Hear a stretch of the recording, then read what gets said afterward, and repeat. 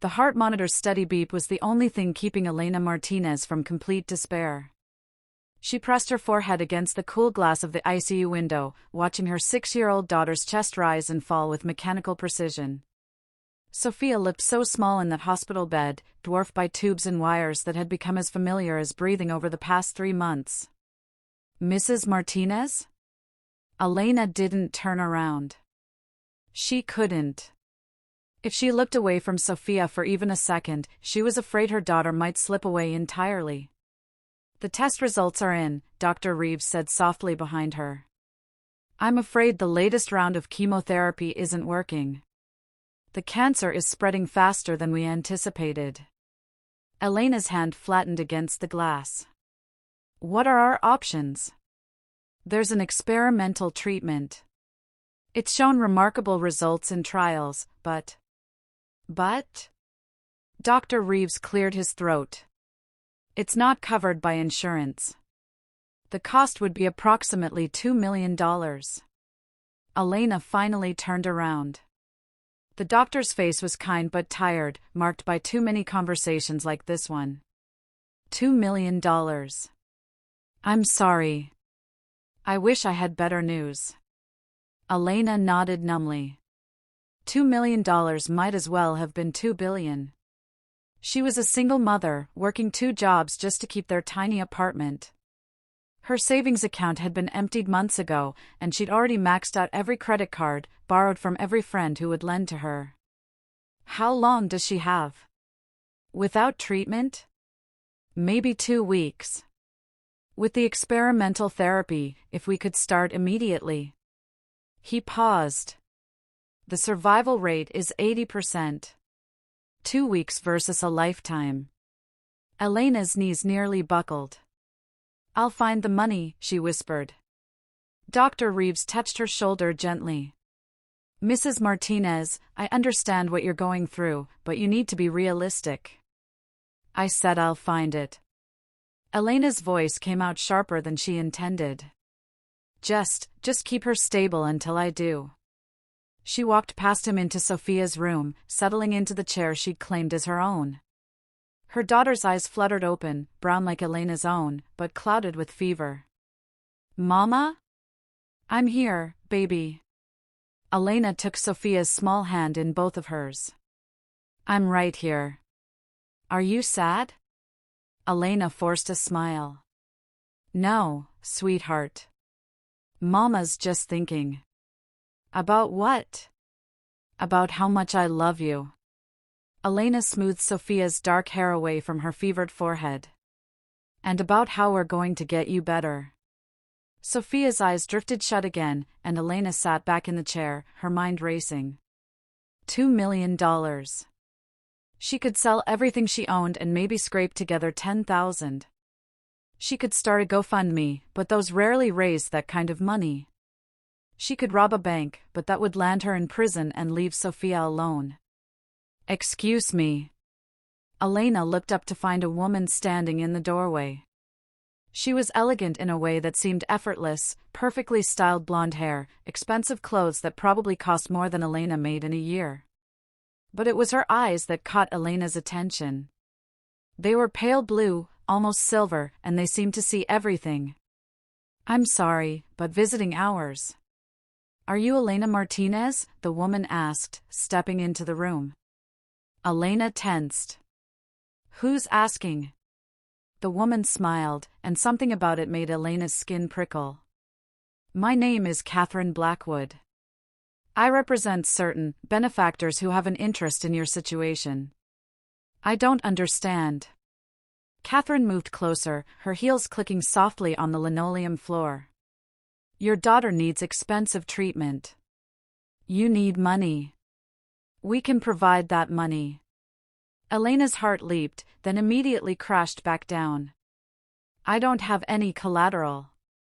No one's going to loan me $2 million. This wouldn't be a loan. Catherine pulled a chair up beside Elena's. It would be payment for services. What kind of services? Elena asked warily. Catherine folded her hands in her lap. Before I explain, I need you to understand something. There are things in this world that most people don't know about. Things that exist in the shadows, hidden from ordinary view. Elena stared at her. Are you talking about the supernatural? Catherine's eyebrows rose slightly. You don't seem surprised. My grandmother used to tell stories. I thought they were just stories. Elena shook her head. Look, lady, I don't know what kind of scam you're running, but this is no scam. Catherine's voice carried an odd authority that made Elena stop mid-sentence. There are werewolves, Mrs. Martinez. And vampires, and witches, and things far stranger than any of those. They live among humans, but they have their own society, their own rules. Elena glanced at Sophia, then back at Catherine. Let's say I believe you. What does this have to do with my daughter? One of the most powerful alphas in North America is in need of a bonded companion. Someone to serve his household, manage his affairs, act as his representative in certain matters. The position requires complete loyalty and absolute discretion. For how long? 5 years. Elena felt something cold settle in her stomach. And in exchange? Your daughter receives the best medical care available. All expenses paid, including the experimental treatment. Plus, you'll receive a salary of $50,000 a year and full medical and dental coverage for both of you. It sounded too good to be true. Elena had learned the hard way that things that sounded too good to be true usually were. What's the catch? Catherine smiled again, and this time it definitely didn't reach her eyes. You would be bound to this alpha for the full 5 years. You couldn't leave, couldn't quit, couldn't run away. And she paused. The bond would be sealed in blood. It's quite literal, your life would be tied to his during that time. Elena's mouth went dry. Tied how? If he dies, you die. If you betray him, you die. If you try to break the bond. Catherine shrugged elegantly. You die. Elena looked at Sophia, at the machines keeping her alive, at the child who had been her whole world for 6 years. 2 weeks versus 5 years of servitude. A life of freedom versus watching her daughter grow up. Who is he? Elena asked quietly. His name is Gabriel Stone.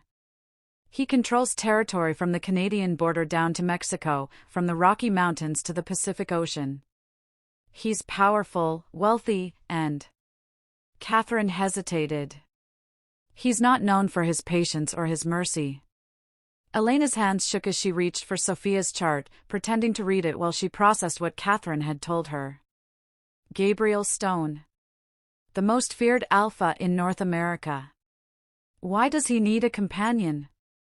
That's not for me to explain. You'll learn soon enough if you accept. And if I refuse? Catherine stood, smoothing down her skirt. Then your daughter dies, and life goes on for the rest of us. Elena stared at Sophia's peaceful face. In 2 weeks, those brown eyes might never open again. In 2 weeks, Elena might be sitting in a funeral home instead of a hospital room. I need to think about it. Of course. Catherine pulled a business card from her purse and set it on the bedside table. But don't think too long. The alpha doesn't like to be kept waiting, and your daughter doesn't have much time. She turned to leave, then paused at the doorway. For what it's worth, Mrs. Martinez, Gabriel Stone honors his contracts. If you serve him faithfully, you and your daughter will want for nothing. Elena waited until Catherine's footsteps faded down the hallway before picking up the business card. It was black with silver lettering, containing only a phone number and the words Blackwood Consulting. She looked at Sophia, then at the card, then back at Sophia. 5 years. It wasn't forever. And Sophia would be alive. Elena pulled out her phone and dialed the number. Catherine answered on the first ring. I was hoping you'd call. I'll do it, Elena said, her voice steadier than she felt. "I'll sign your contract." "Excellent. I'll be right up." 10 minutes later, Catherine returned with a briefcase. She set it on the small table by the window and opened it, revealing official-looking documents and something that made Elena's blood run cold, a silver knife with symbols carved into the blade. "The contract is quite straightforward," Catherine said, pulling out the papers. "You agree to serve Gabriel Stone as his bonded companion for 5 years. In exchange, all of your daughter's medical expenses will be paid immediately, and you'll receive the compensation I mentioned." Elena skimmed the contract. The legal language was dense, but the terms were clear. 5 years of her life in exchange for Sophia's. "How do I know you'll keep your word?" Catherine smiled and pulled out her phone. She made a quick call, speaking quietly, then hung up. Dr. Reeves should be receiving authorization for the experimental treatment within the hour. The funds are being transferred as we speak. Elena's eyes filled with tears. "Really? Really? All you have to do is sign." Catherine handed her a fountain pen, old-fashioned, made of silver that gleamed in the fluorescent hospital lighting. Elena read through the contract one more time, her hands trembling. At the bottom of the final page, there was a line for her signature and another marked with a small symbol that looked like a drop of blood. "The blood binding," Catherine explained, noticing where Elena was looking. "Just a small cut on your finger. The contract isn't valid without it." Elena looked at Sophia one more time. Her daughter's color already looked better, as if just signing this contract might somehow help her heal. Elena signed her name with the fountain pen, the ink flowing dark across the page. Then Catherine handed her the silver knife. "Just a small cut," Catherine said softly. "Across your index finger." Elena pressed the blade to her fingertip, hissing as it bit into her skin. Blood welled up, bright red against her pale skin.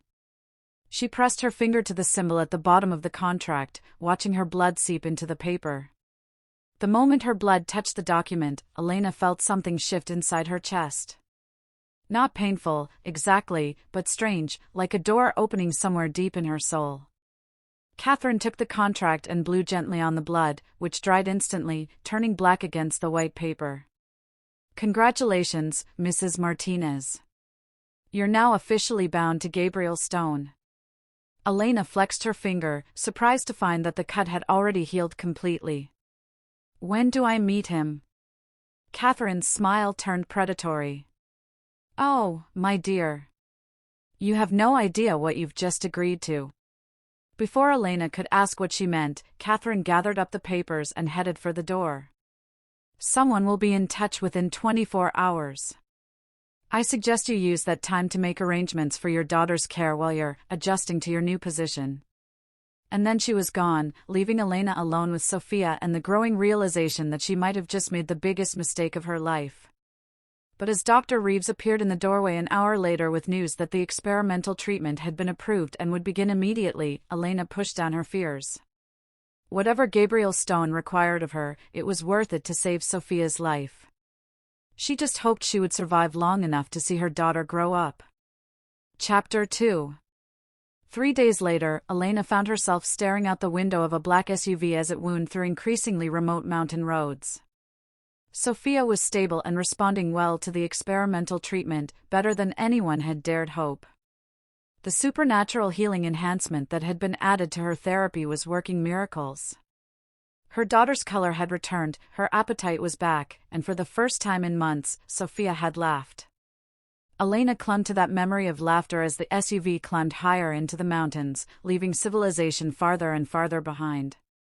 "Almost there," said the driver, a woman named Morgan who'd introduced herself as pack security. She was built like a linebacker and had the kind of stillness that suggested she could explode into violence at a moment's notice. "You nervous?" Elena smoothed her hands over her jeans. She'd packed light, 2 suitcases containing everything she owned that mattered. "Should I be?" Morgan's laugh was more like a bark. "Depends on how good you are at following orders."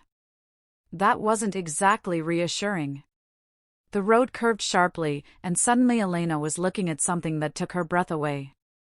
The estate sprawled across a natural plateau, backed by towering pine trees and snow-capped peaks. The main house was a massive log and stone structure that seemed to grow out of the mountainside itself. Smaller buildings dotted the property, guest houses, maybe, or pack housing.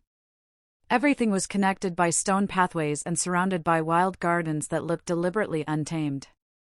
Impressive, right? Morgan pulled up to the main house. Alpha Blackwood doesn't do things halfway. Elena blinked. Blackwood? I thought his name was Gabriel Stone. Morgan gave her a sharp look. Where'd you hear that name? Catherine Blackwood told me. Catherine's his cousin. She handles certain negotiations for the pack. Morgan's expression had turned cold. Gabriel Stone is what humans call him when they don't know better. His real name is Kieran Blackwood, and you do well to remember that. Elena nodded, filing away this information. Already she was learning that the supernatural world had layers of truth, and she was apparently only being trusted with the surface level. The front door opened before they could knock. A woman emerged, tall, willowy, with silver-streaked hair pulled back in a severe bun. Her eyes were the pale yellow of a wolf's, and when she looked at Elena, her nostrils flared slightly. The human, she said, her voice carrying a distinct lack of warmth. Elena Martinez, Elena corrected, extending her hand. The woman looked at the offered hand like it might bite her. I'm Lydia Crane, the Alpha's housekeeper. I'll show you to your quarters. Morgan was already unloading Elena's suitcases. Have fun, she said, but her tone suggested Elena would have anything but. Elena followed Lydia through the front door and immediately felt dwarfed. The entry hall soared 3 stories high, with exposed wooden beams and a staircase that belonged in a fairy tale. Everything was perfectly appointed but somehow wild at the same time, like civilization had been imposed on something fundamentally untamable. Rules, Lydia said without preamble as she led Elena through a maze of hallways. You eat with the pack at 7 sharp for dinner. Breakfast is served from 6 to 9, lunch from noon to 2. You miss it, you go hungry. The Alpha doesn't tolerate tardiness. Elena hurried to keep up with Lydia's brisk pace. Where will I be working? Catherine mentioned managing affairs, representing. The Alpha will explain your duties when he's ready. Lydia stopped at a heavy wooden door. This is your room. You're not to enter the 3rd floor under any circumstances. That's the Alpha's private wing. You're not to go into the basement levels. You're not to wander the grounds alone after dark. She opened the door to reveal a spacious bedroom with a stone fireplace, a 4-poster bed, and windows that looked out over the wild gardens. It was beautiful, but Elena noticed there were no locks on the inside of the door. The Alpha will see you at 8 o'clock tonight in his study. Don't be late. Lydia set Elena's suitcases just inside the door. And don't ask questions unless he asks you something first. Then she was gone, leaving Elena alone in her new prison. Elena sank onto the bed and pulled out her phone. She had 2 bars of signal, enough to call the hospital. She's doing wonderfully, Dr. Reeves assured her when she asked about Sophia. The treatment is exceeding all our expectations. Whatever your benefactors are paying for, it's working miracles. Elena closed her eyes and felt some of the tension leave her shoulders. This was worth it. Whatever she had to endure here, Sophia was going to live. She spent the afternoon unpacking and exploring what she was allowed to see of the house. The 1st floor was impressive, a massive living room with floor-to-ceiling windows, a dining room that could seat 30, a library that made Elena's heart ache with longing. She'd always loved books, but working 2 jobs hadn't left much time for reading. The 2nd floor seemed to be mostly guest rooms and offices. She found what looked like a business center with computers and phones, all very modern and efficient. Whatever Kieran Blackwood's pack did for money, they did it well. The 3rd floor was blocked by a door that looked heavy enough to stop a tank. She didn't even try the handle. At 7 o'clock, Elena made her way to the dining room. Long tables were set up cafeteria style, and people were filing in. The moment she appeared in the doorway, conversation stopped. Elena had never felt so exposed in her life. 30 pairs of eyes assessed her, and she could practically hear their thoughts: weak, human, outsider. Some of the looks were merely curious, but others held active hostility. She was still standing in the doorway, paralyzed by indecision, when a hand touched her shoulder. "You must be Elena." Elena turned to find a woman about her own age, with kind brown eyes and a warm smile. She was petite and curvy, with the kind of easy grace that suggested supernatural strength beneath a deceptively soft exterior.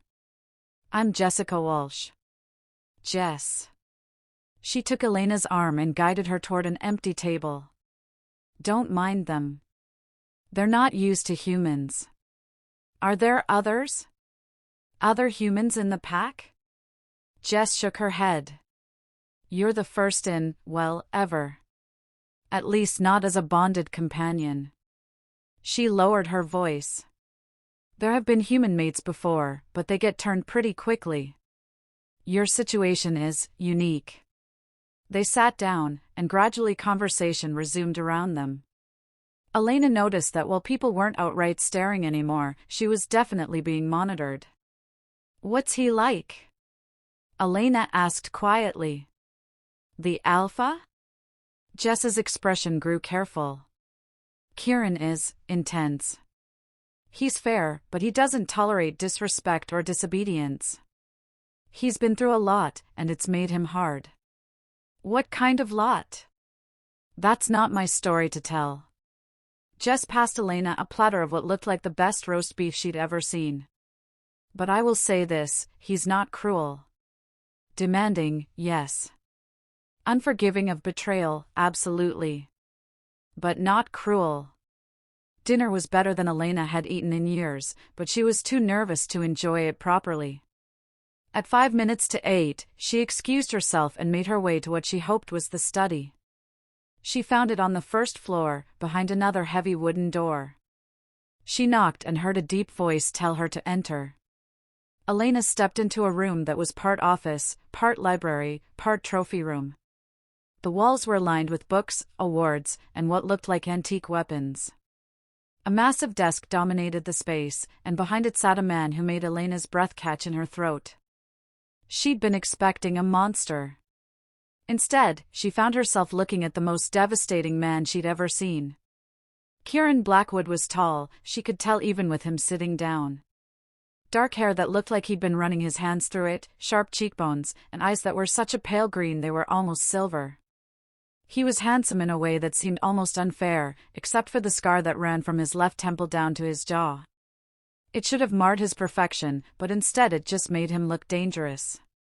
He was studying a file on his desk and didn't look up when she entered. Elena stood there for a full minute, unsure whether to speak or wait.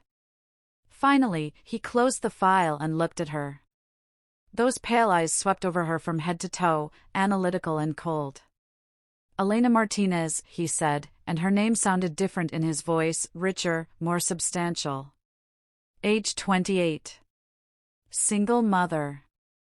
High school education, 2 years of community college before you dropped out to work. Previous employment includes waitressing, retail, house cleaning, and data entry. Elena felt heat rise in her cheeks. When you put it like that, her life sounded pathetically small. "Your daughter Sophia has acute lymphoblastic leukemia, diagnosed 4 months ago.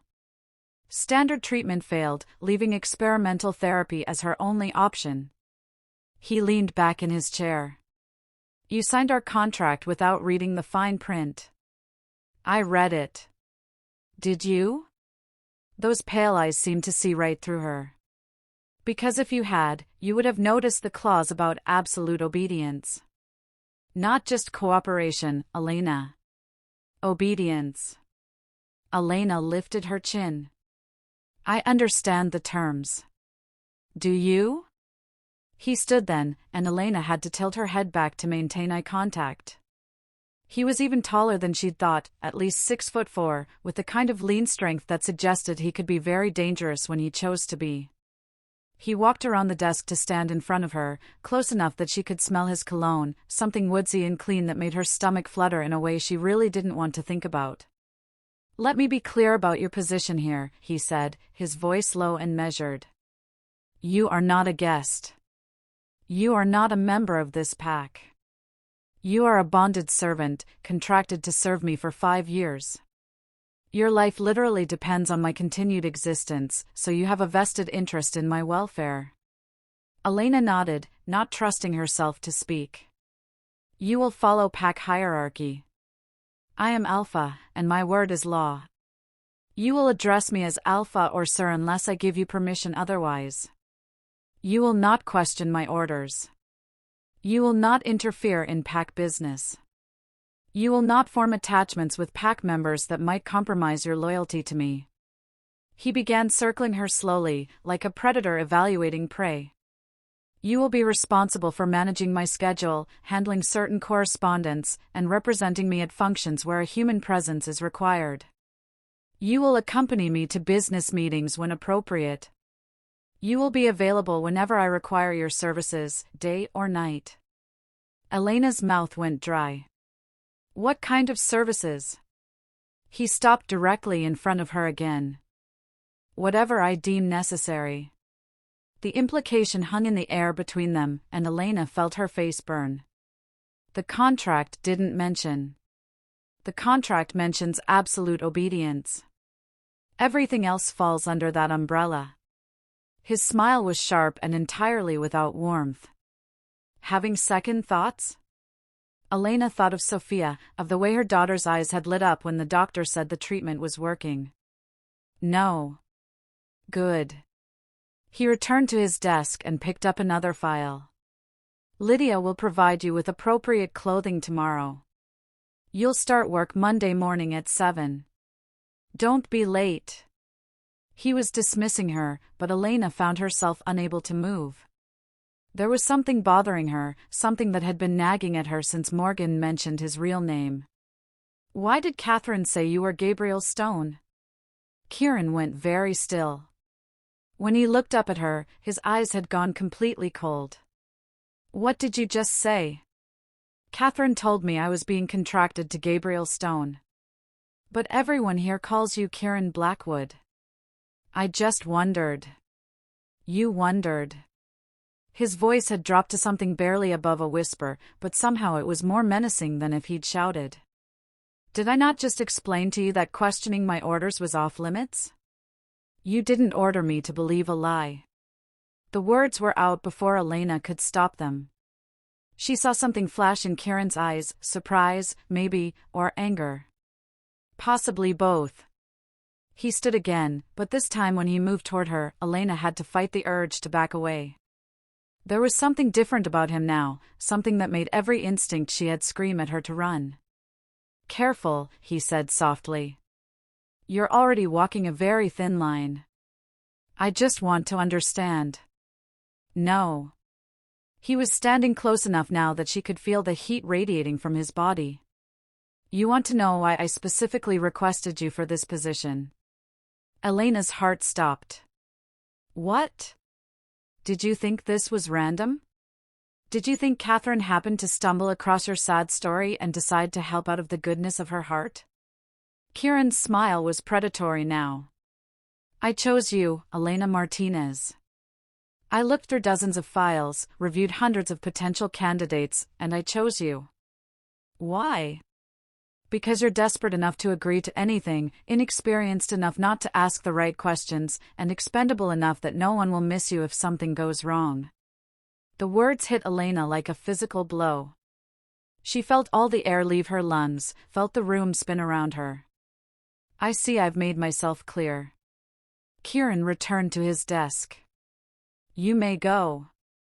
Remember, 7 o'clock Monday morning." Elena somehow made it to the door on shaking legs.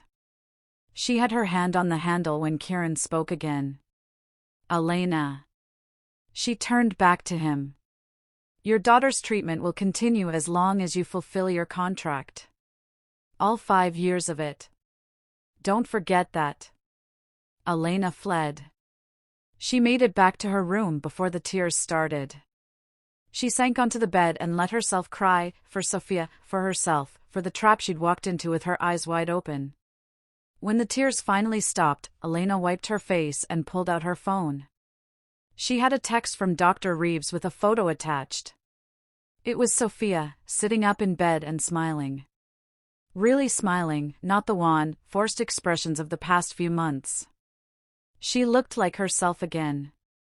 Elena stared at the photo for a long time. Then she deleted the text thread with Catherine's number, put her phone away, and started getting ready for bed.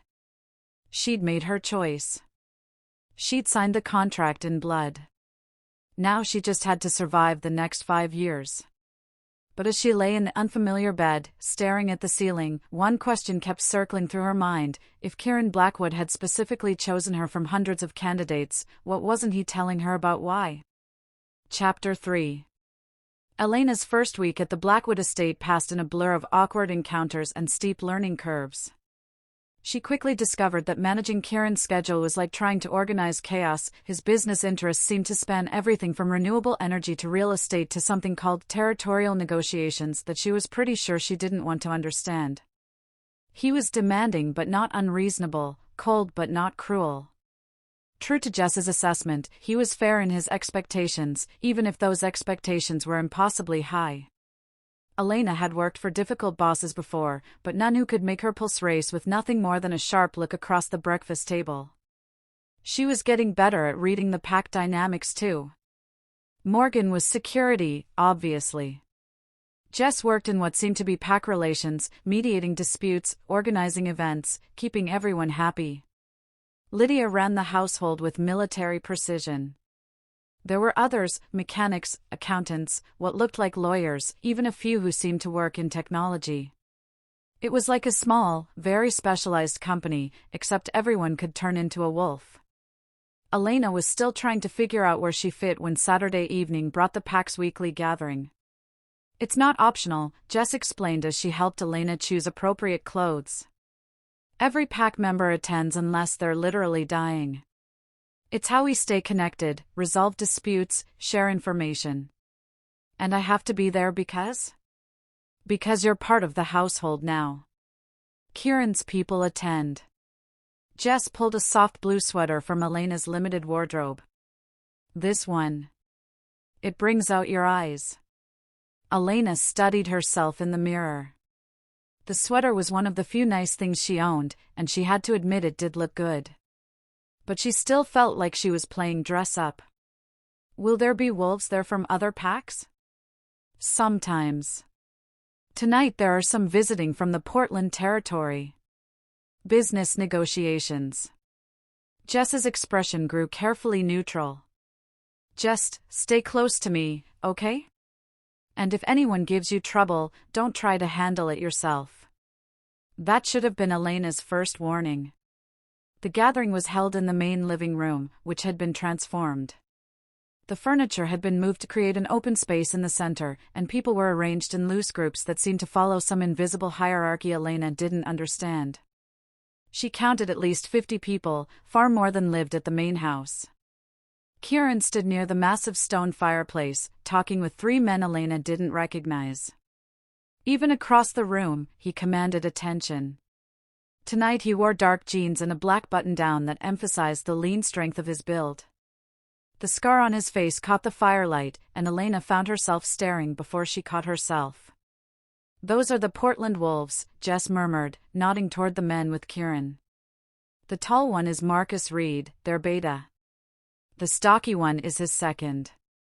I don't know the third one. Elena was trying to make sense of the complex social dynamics when she noticed the conversation by the fireplace was getting heated. Voices were rising, and several pack members had stopped their own conversations to watch. Question the Alpha's judgment, Marcus Reed was saying, his voice carrying clearly across the room. But bringing a human into pack business sets a dangerous precedent. My business arrangements are not subject to your approval, Kieran replied, his tone arctic. When those arrangements affect territorial security, they become everyone's business. The third man stepped forward, and Elena immediately disliked him. He was handsome in a cold way, with blonde hair and pale eyes that reminded her unpleasantly of a snake. What happens when she sells information to hunters? When she betrays pack locations to the council? That won't happen, Kieran said flatly. Because you trust her? The blonde man laughed, and the sound was ugly. You trusted a woman before, didn't you, Alpha? How did that work out? The room went dead silent. Elena felt Jess tense beside her, felt the sudden shift in atmosphere like the pressure drop before a storm. Kieran's expression didn't change, but something in his posture shifted. The casual grace became predatory stillness, and Elena could swear the temperature in the room dropped 10 degrees. Careful, Derek, he said softly. You're walking very close to a line you don't want to cross. Derek smiled, showing too many teeth. I'm just saying what everyone's thinking. A human bonded companion? It's unprecedented. Dangerous. And frankly, insulting to every female wolf in this territory who might have. That's enough. Kieran's voice cut through Derek's words like a blade. But Derek wasn't finished. His pale eyes found Elena across the room, and his smile turned predatory. Though I have to admit, I can see the appeal. She's pretty enough, for a human. Tell me, Alpha, does she warm your bed as well as manage your calendar? The insult hit Elena like a slap. She felt her face burn with humiliation and anger, felt 50 pairs of eyes turn to stare at her. But before she could respond, before she could even fully process what was happening, Kieran moved. Elena had never seen anything like it. One moment he was standing by the fireplace, the next he had Derek pinned against the stone wall, one hand wrapped around the other man's throat. You will apologize, Kieran said, his voice barely above a whisper but somehow audible throughout the silent room. Now. Derek's face was turning red, but he managed to ease out, go to hell. Kieran's grip tightened. Wrong answer. Kieran. Marcus Reed stepped forward carefully, his hands raised in a peacekeeping gesture. He's young. Stupid. Don't start a territorial incident over. Over what? Kieran's pale eyes never left Derek's face. Over my bonded companion being insulted in my own home? Over some arrogant pup questioning my authority? Elena realized with a start that Kieran wasn't just angry about the insult to his authority. He was furious about the insult to her. The protective rage rolling off him was almost tangible, and it was directed entirely at the man who dared to speak about her that way. I'm sorry, Derek gasped out. I apologize. To both of you. Kieran held him for another long moment, then released him so abruptly that Derek collapsed to his knees, gasping. Get him out of my territory, Kieran told Marcus without looking away from Derek. If I see him again, I'll kill him. Marcus nodded quickly and hauled Derek to his feet. Within minutes, the Portland Wolves were gone, leaving behind a room full of uncomfortable silence. Kieran straightened his shirt and turned to address the room. Anyone else have questions about my household arrangements? No one spoke. Good. The meeting is over. People began filing out quickly, but Elena found herself frozen in place. She'd just watched Kieran nearly kill someone for insulting her. The rational part of her mind was horrified. The irrational part, the part that had been feeling increasingly lonely and vulnerable, was something else entirely. Elena. She looked up to find Kieran standing in front of her. The cold mask was back in place, but she could see something flickering in his pale eyes. Are you all right? She nodded, not trusting her voice. Good. He started to turn away, then paused. Derek won't be back. You don't need to worry about. Thank you. The words stopped him mid-sentence. He turned back to her, and for a moment, his expression was unguarded. Elena saw surprise there, and something that might have been vulnerability. You don't need to thank me, he said quietly. You're under my protection. That's not negotiable. Then he was gone, leaving Elena with Jess and a head full of confusing thoughts. Well, Jess said after a moment. That was intense. Elena sank into the nearest chair. Does that happen often? Kieran nearly killing someone for insulting a pack member? Never. Jess studied Elena's face carefully. He's never had a bonded companion before. I think he's still figuring out what that means. Elena was still thinking about that conversation 3 days later when she heard the commotion in the courtyard. She looked out her window to see Morgan and 2 other wolves half carrying, half dragging an injured man toward the main house. Without thinking, Elena grabbed the first aid kit she'd noticed in the kitchen and ran downstairs. What happened? She demanded, meeting them at the front door. Border Patrol, Morgan grunted. Ran into some feral wolves. Jake took a beating. Elena got her first good look at the injured man and felt her stomach lurch. Jake, she recognized him as one of the younger pack members, was conscious but barely. His shirt was torn and bloody, and she could see deep gashes across his chest and arms that were clearly claw marks. Get him to the living room, she ordered, falling into the calm efficiency that had served her well during Sophia's medical crisis. I need clean towels, hot water, and whatever medical supplies you have. Elena, you don't need to, Morgan started. I'm a certified nursing assistant, Elena said curtly. I know what I'm doing. She'd actually let her certification lapse years ago when the renewal fees became too expensive, but the knowledge was still there. And Jake needed help now. They got him settled on the leather couch, and Elena began assessing his injuries. The claw marks were deep but not life-threatening. The bigger concern was a gash on his head that was bleeding heavily. This needs stitches, she told Morgan. Do you have a medical kit with sutures? Yeah, but... Get it. And find me some antiseptic. Strong stuff. Elena worked for the next hour, cleaning and bandaging Jake's injuries. He was stoic about the pain, but she could see how much it was costing him to stay still while she worked. You're going to be fine, she told him as she finished the last bandage. The head wound looks worse than it is. You'll have a scar, but it'll give you character. Jake managed a weak smile. Thanks. I owe you. You don't owe me anything. Elena packed up the medical supplies. Just be more careful next time. She looked up to find that a small crowd had gathered to watch her work. Pack members who'd barely acknowledged her existence for the past week were looking at her with something that might have been respect.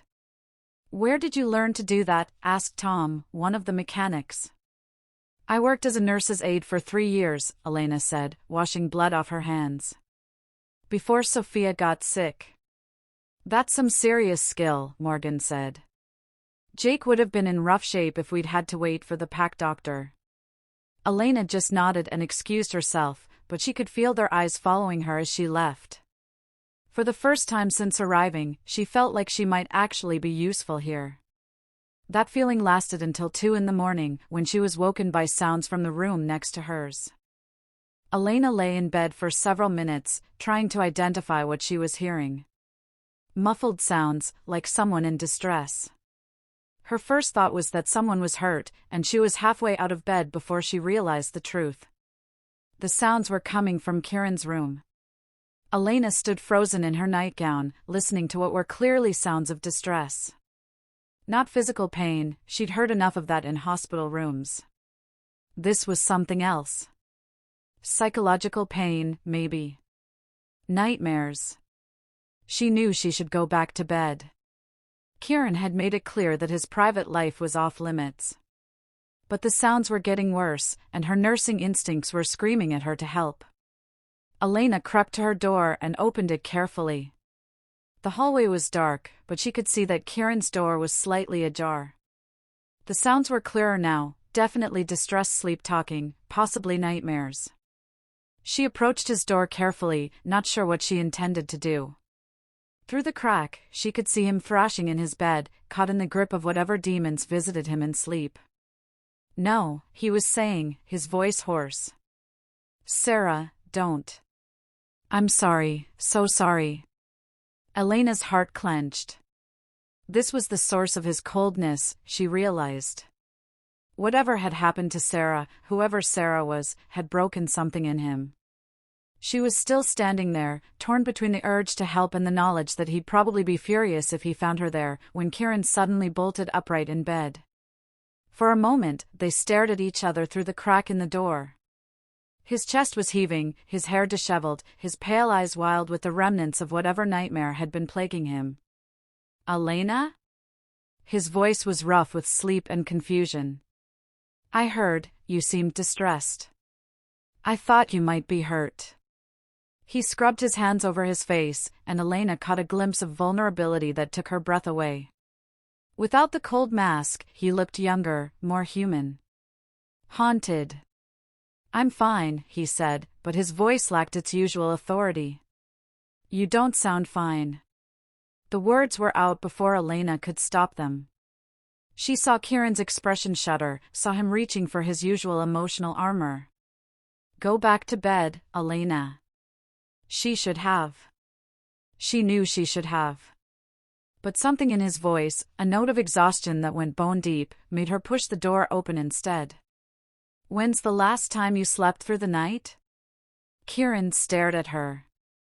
She was standing in his doorway wearing an oversized t-shirt and flannel pajama pants, her dark hair mussed from sleep, and she was asking him about his insomnia like she had every right to be there. That's not your concern. Isn't it? Elena stepped into the room, and Kieran didn't stop her. I'm bonded to you. If something happens to you, something happens to me. Your health is literally my business. It was a weak excuse, and they both knew it. But Kieran was looking at her like he was seeing her for the first time, and Elena felt something dangerous stirring in her chest. Besides, she added quietly, sometimes talking helps. Kieran was quiet for so long that Elena thought he might order her out. But then he sank back against his headboard, suddenly looking exhausted. Her name was Sarah, he said quietly. She was my mate. My wife. Elena's heart did something complicated in her chest. Was? She's dead. The words were flat, emotionless. She died because I trusted the wrong person. Because I was arrogant and stupid and believed that love was enough to overcome politics. Elena moved closer to the bed, drawn by the pain in his voice. What happened? She was human. Like you. Kieran's pale eyes found hers. I thought I could protect her. I thought my position as alpha meant something. I was wrong. How did she die? Kieran was quiet for a long moment. When he spoke again, his voice was barely above a whisper. Poison.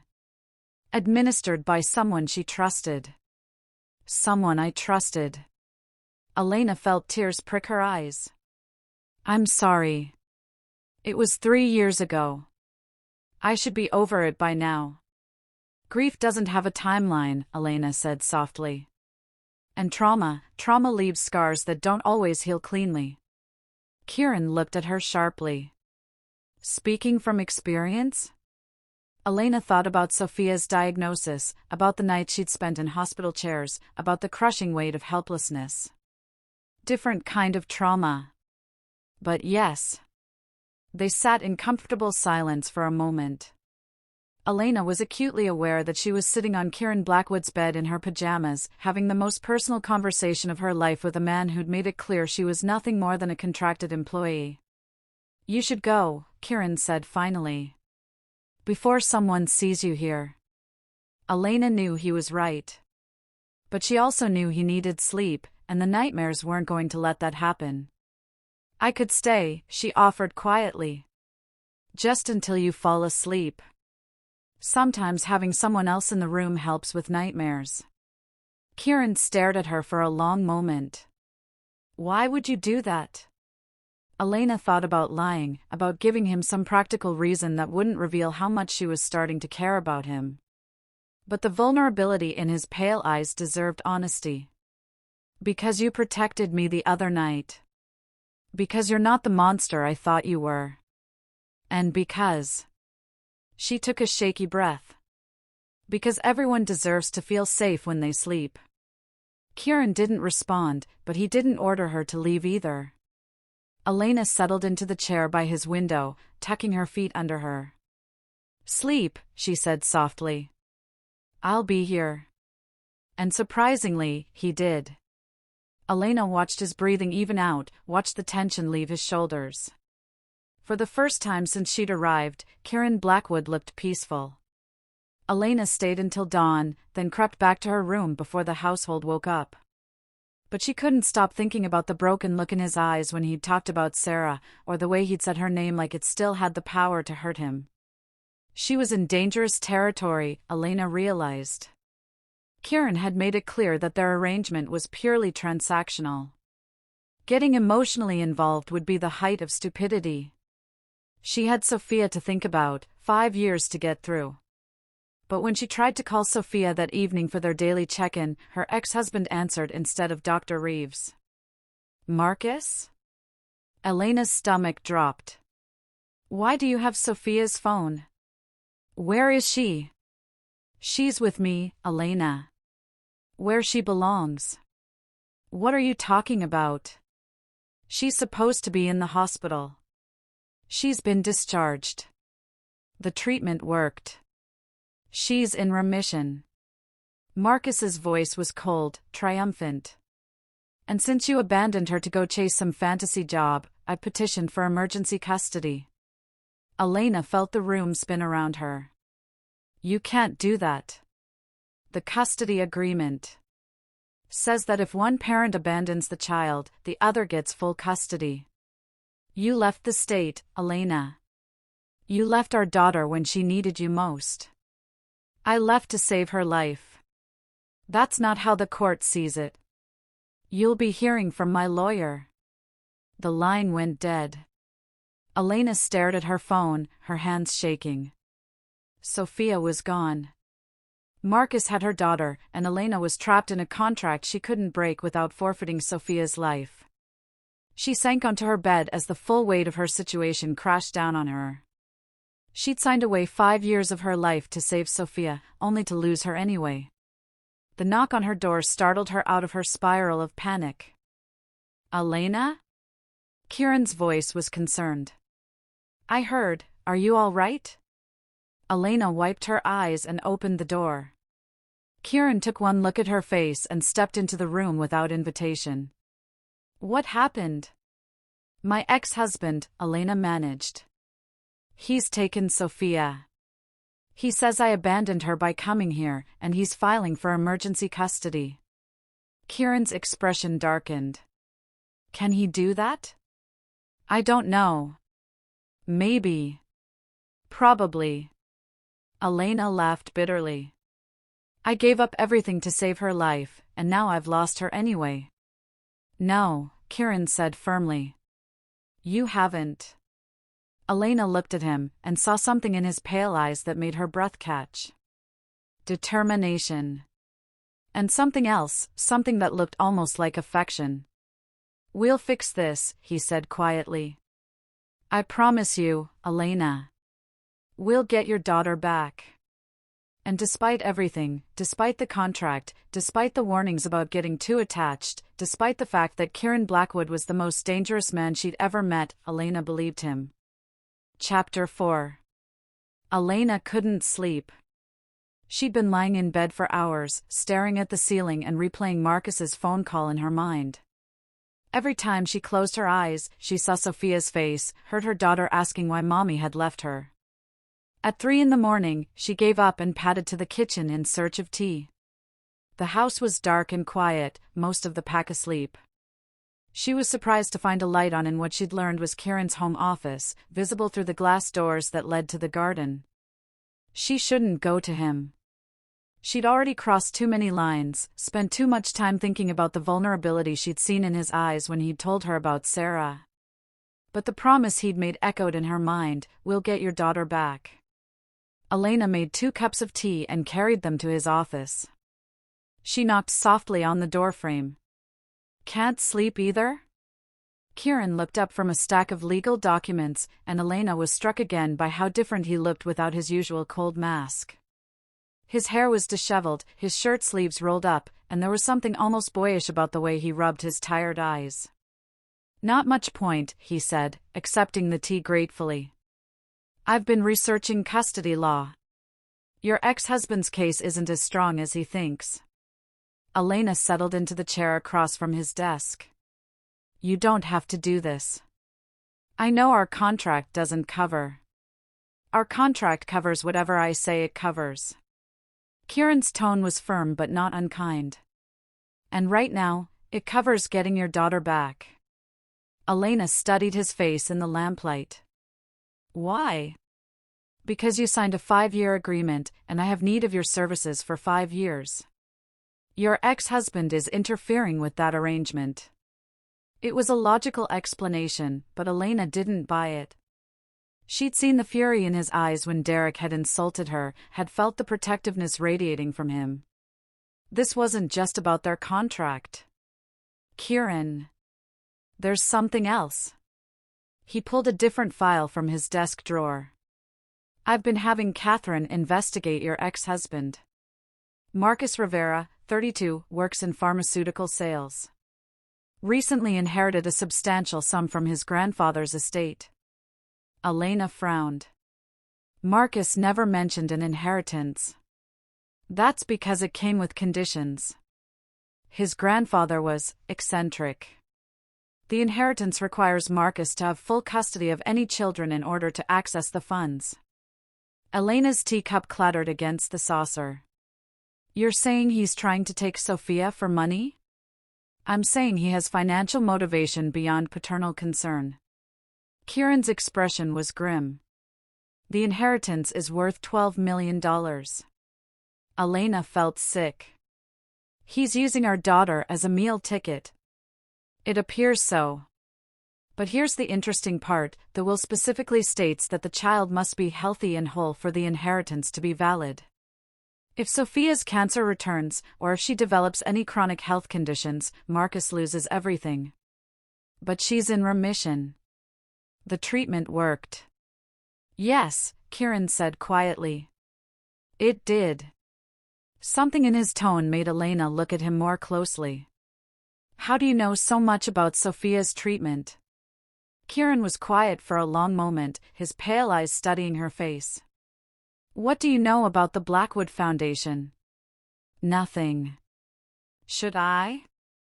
He turned his computer screen toward her, showing a website Elena had never seen before. The Blackwood Foundation for Pediatric Research. The mission statement talked about funding experimental treatments for children with rare diseases. "We've been operating for 5 years, Kieran said. We fund research at 17 hospitals across the country.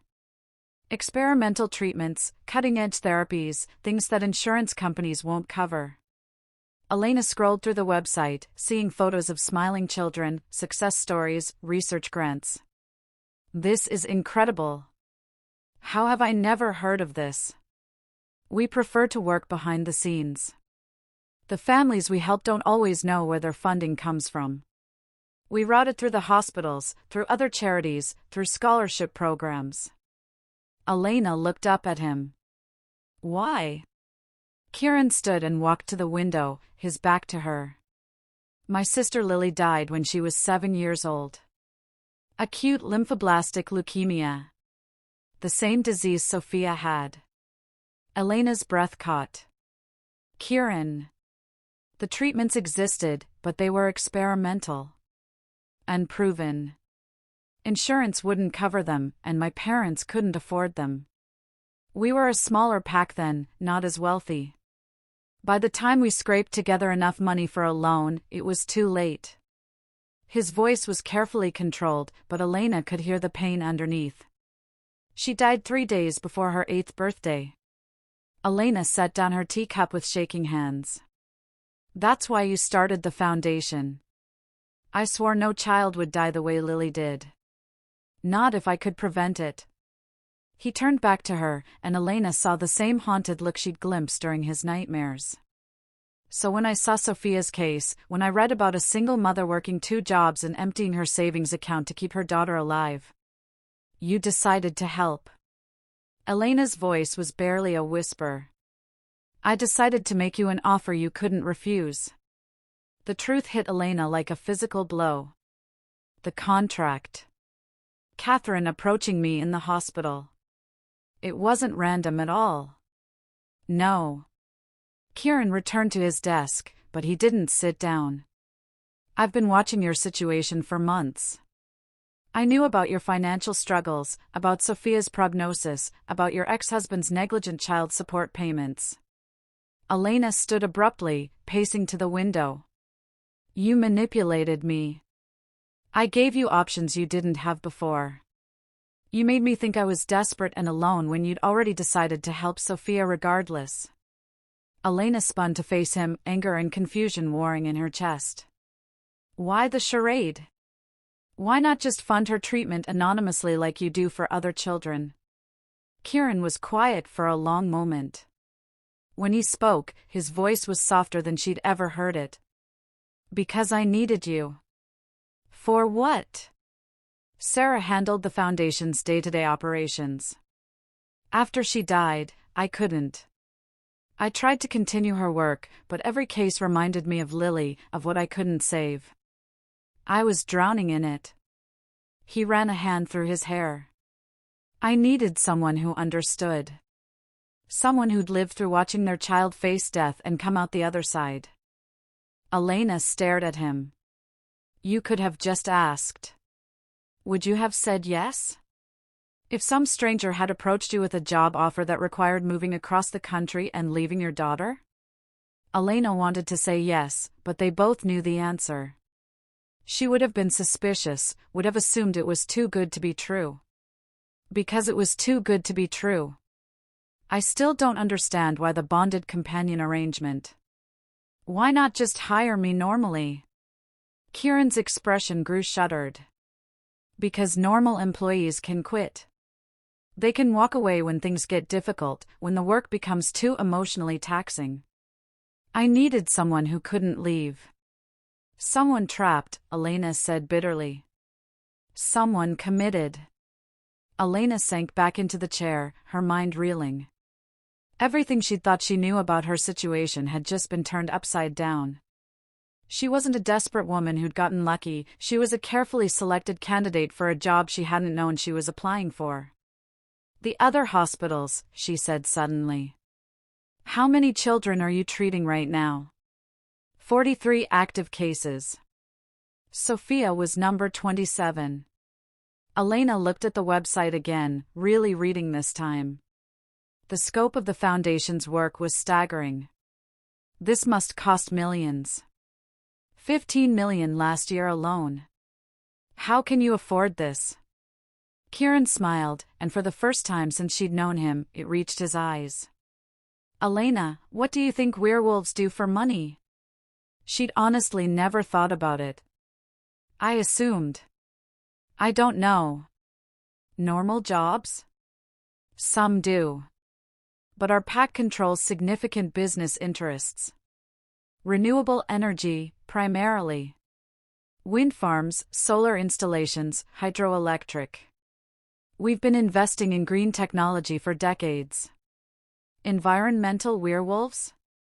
We have a vested interest in preserving the natural world. It's our responsibility as much as our home. Kieran leaned against his desk. The point is, we have resources. More than enough to fund the foundation and everything else we do. Elena was quiet for a long time, processing everything he'd told her. Part of her was furious at the manipulation, at the way he'd orchestrated her entire situation. But another part, a larger part, was awed by what he'd built, by the children he was saving. Show me, she said finally. Show you what? The foundation's work. The real work, not just the website. I want to see what Sophia's treatment really funded. Kieran studied her face. It's late. And you're upset. I'm not upset. I'm overwhelmed. There's a difference. Elena stood and moved closer to his desk. You said you needed someone who understood. Someone who'd lived through what these families are experiencing. If that's really why you brought me here, then show me how I can help. For the next 2 hours, Kieran walked Elena through the Foundation's operations. The website was just the public face. The real work happened through a complex network of partnerships with hospitals, research institutions, and other charitable organizations. They funded not just treatments but family support services, travel expenses, temporary housing for parents who had to relocate for their children's care. This is Rebecca, Kieran said, showing Elena a file photo of a little girl with bright eyes and no hair. 6 years old, brain tumor. The surgery she needs isn't covered by insurance because it's still considered experimental. What's her prognosis with the surgery? 90% survival rate. Without it? Kieran shrugged. 6 months, maybe less. Elena studied Rebecca's file, seeing echoes of her own desperate months with Sophia. What do you need from me? Help me decide which cases to prioritize. Help me figure out how to expand the program without losing the personal touch that makes it work. Help me do what Sarah used to do, be the heart of this operation instead of just the bank account. Elena looked up at him, and something shifted in her chest. This wasn't about her nursing skills or her administrative abilities. This was about understanding loss, about knowing what it felt like to count down the days until your child's death. You really do need me, she said softly. More than you know. The words hung in the air between them, carrying weight that had nothing to do with the Foundation or their contract. Elena felt her pulse quicken as Kieran moved closer, close enough that she could see the flecks of silver in his pale green eyes. Elena. Her name was a question on his lips. She should step back. Should remind herself that this was her employer, that she was under contract, that getting emotionally involved would only complicate an already impossible situation. She should think about the fact that she'd been manipulated into this position, that her feelings might not be genuine. Instead, she stayed exactly where she was. I don't know if what I'm feeling is real, she whispered.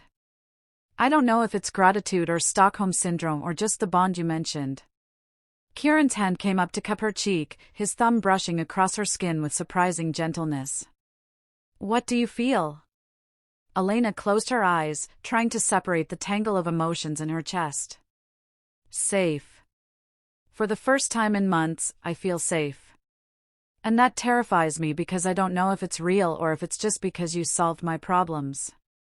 And I think about you more than I should. I think about the way you protected me from Derek, and the way you looked when you told me about Sarah, and the way you promised to help me get Sophia back. Elena opened her eyes and met his gaze. I think about the fact that you've been saving children for years and never told anyone, and I wonder what other secrets you're hiding behind all that cold perfection. Kieran's thumb traced her lower lip, and Elena's breath hitched. I'm not perfect. Far from it. I know. That's what makes this so dangerous. Elena. Kieran's voice was rough with an emotion she couldn't identify. I didn't plan this. Whatever this is between us, it wasn't part of the arrangement. I know that too. If we cross this line, there's no going back. You're bonded to me for 5 years, and I can't let you think this is required. That you have to. Elena silenced him by rising on her toes and pressing her lips to his. The kiss was soft at first, tentative, a question rather than a demand. But then Kieran's arms came around her, pulling her closer, and Elena felt something electric race through her veins. It was unlike anything she'd ever experienced.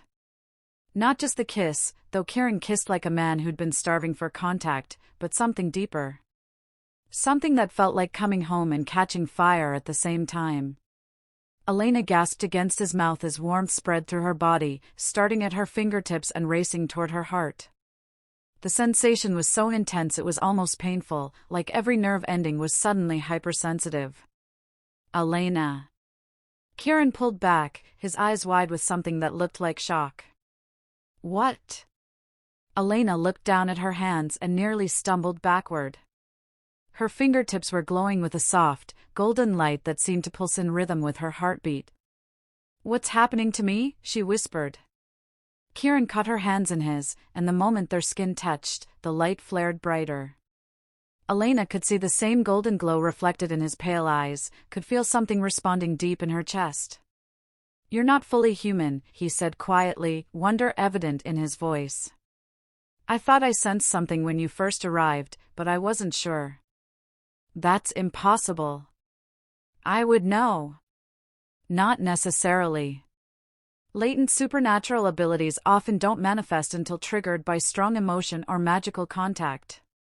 Kieran's grip on her hands tightened. The blood bond would have awakened whatever was dormant in your bloodline. Elena stared at the light emanating from her skin. What am I? I don't know yet. But it explains why the bond took so strongly, why you've adapted to pack life so quickly. Kieran's voice was soft with amazement. The connection between us, it's not just the contract, Elena. It's real. Elena looked up at him, seeing her own confusion and wonder reflected in his face. Whatever she was, whatever was happening to her, it changed everything. And as the golden light gradually faded from her fingertips, Elena realized that she wasn't afraid. For the first time since signing that contract, she felt like she might actually belong here. The question was, what did it all mean? Chapter 5. Elena woke to the sensation of electricity dancing beneath her skin. She sat up in bed, disoriented for a moment, before the events of the previous night came flooding back. The foundation. Kieran's sister. The kiss that had awakened something inside her that defied explanation. She held up her hands, half expecting to see that golden glow again, but her skin looked perfectly normal in the morning light. Still, she could feel something different, like a current humming through her veins. A soft knock interrupted her thoughts. Elena? Jess's voice was muffled through the door. Kieran wants to see you in his office. Elena's stomach fluttered, part anticipation, part anxiety. After last night, she wasn't sure what to expect from him. Would he pretend it never happened? Would he regret showing her his vulnerabilities? She dressed quickly and made her way downstairs, noting that the house seemed unusually quiet. Several pack members who were normally bustling around were nowhere to be seen. Kieran's office door was open, and she found him standing behind his desk with Morgan and two other wolves she didn't recognize. All four looked up when she entered, and Elena immediately sensed tension in the room. Close the door, Kieran said, his voice carrying its usual authority but with an underlying edge she hadn't heard before.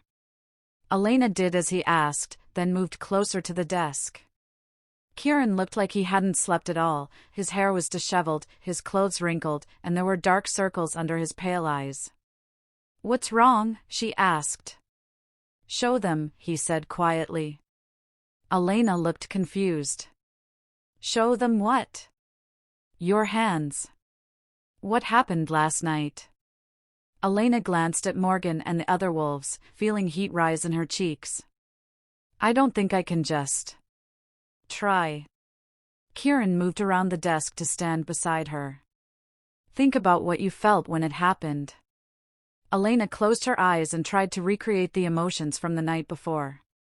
The wonder, the fear, the electric sensation of Kieran's lips on hers.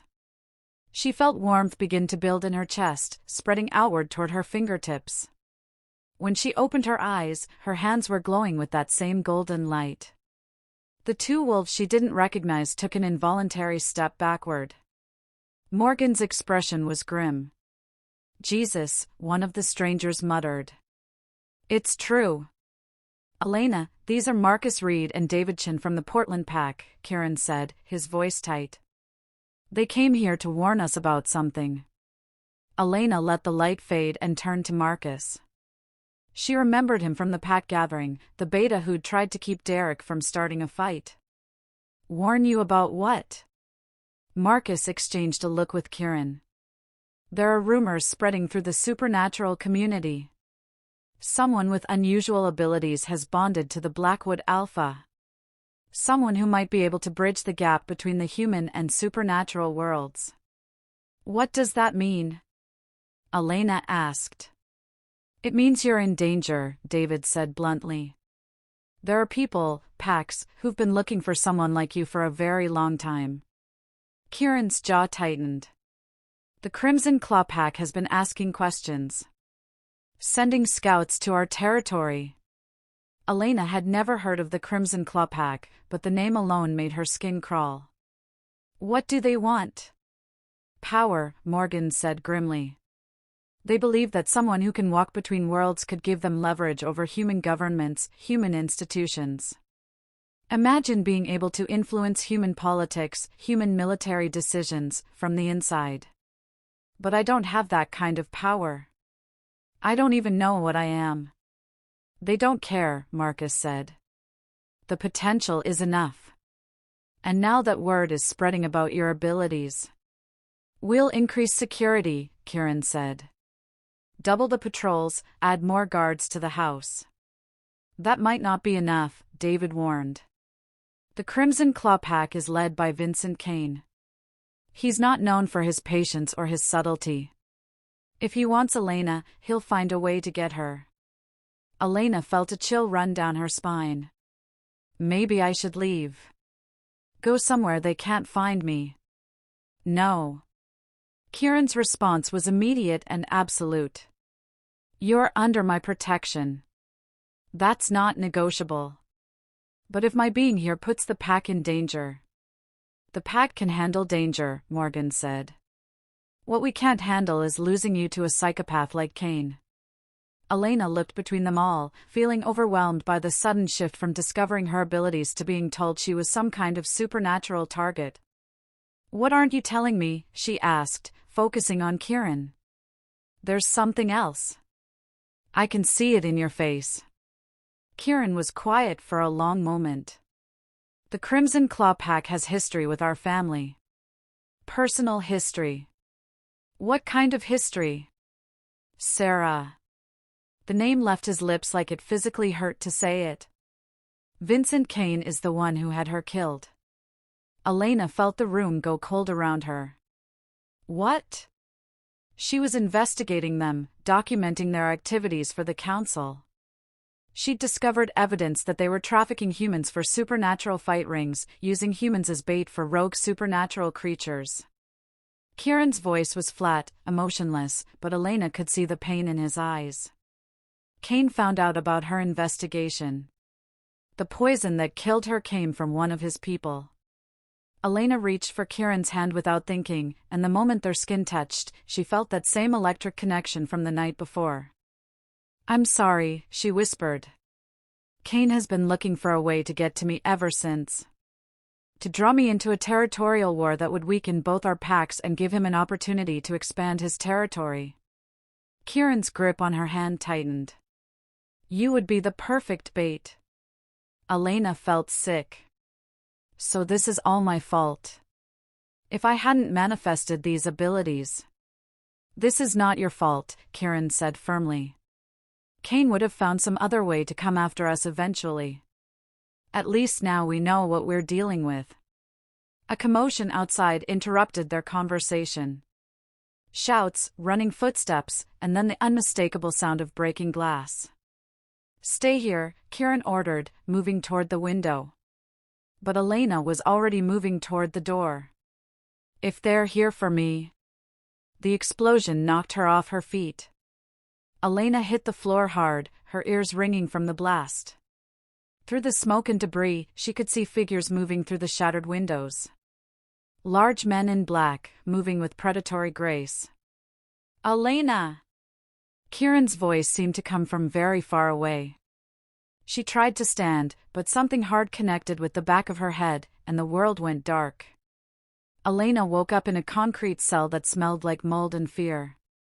Her head throbbed, and when she touched the back of her skull, her fingers came away sticky with blood.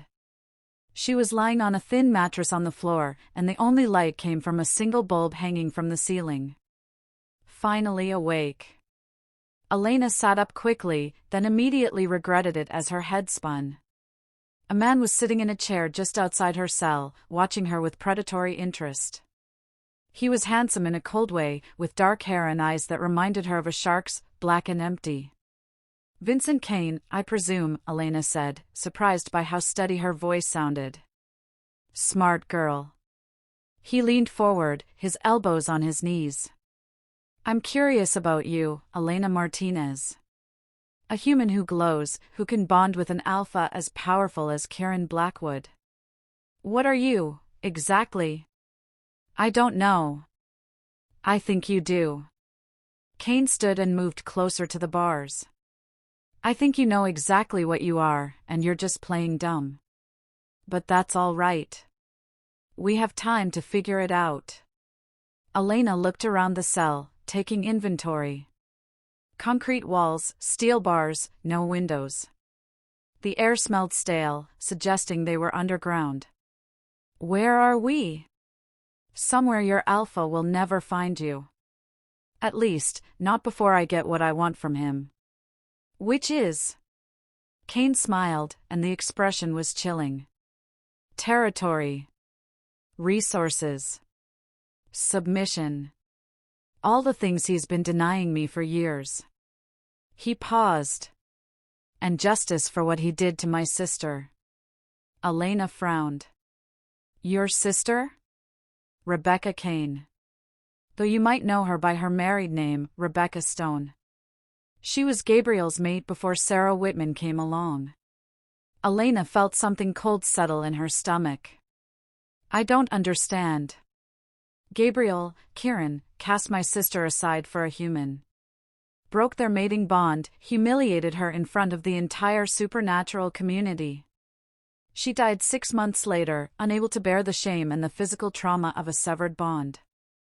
Elena stared at him. "That's not." "Kieran told me Sarah was his first mate."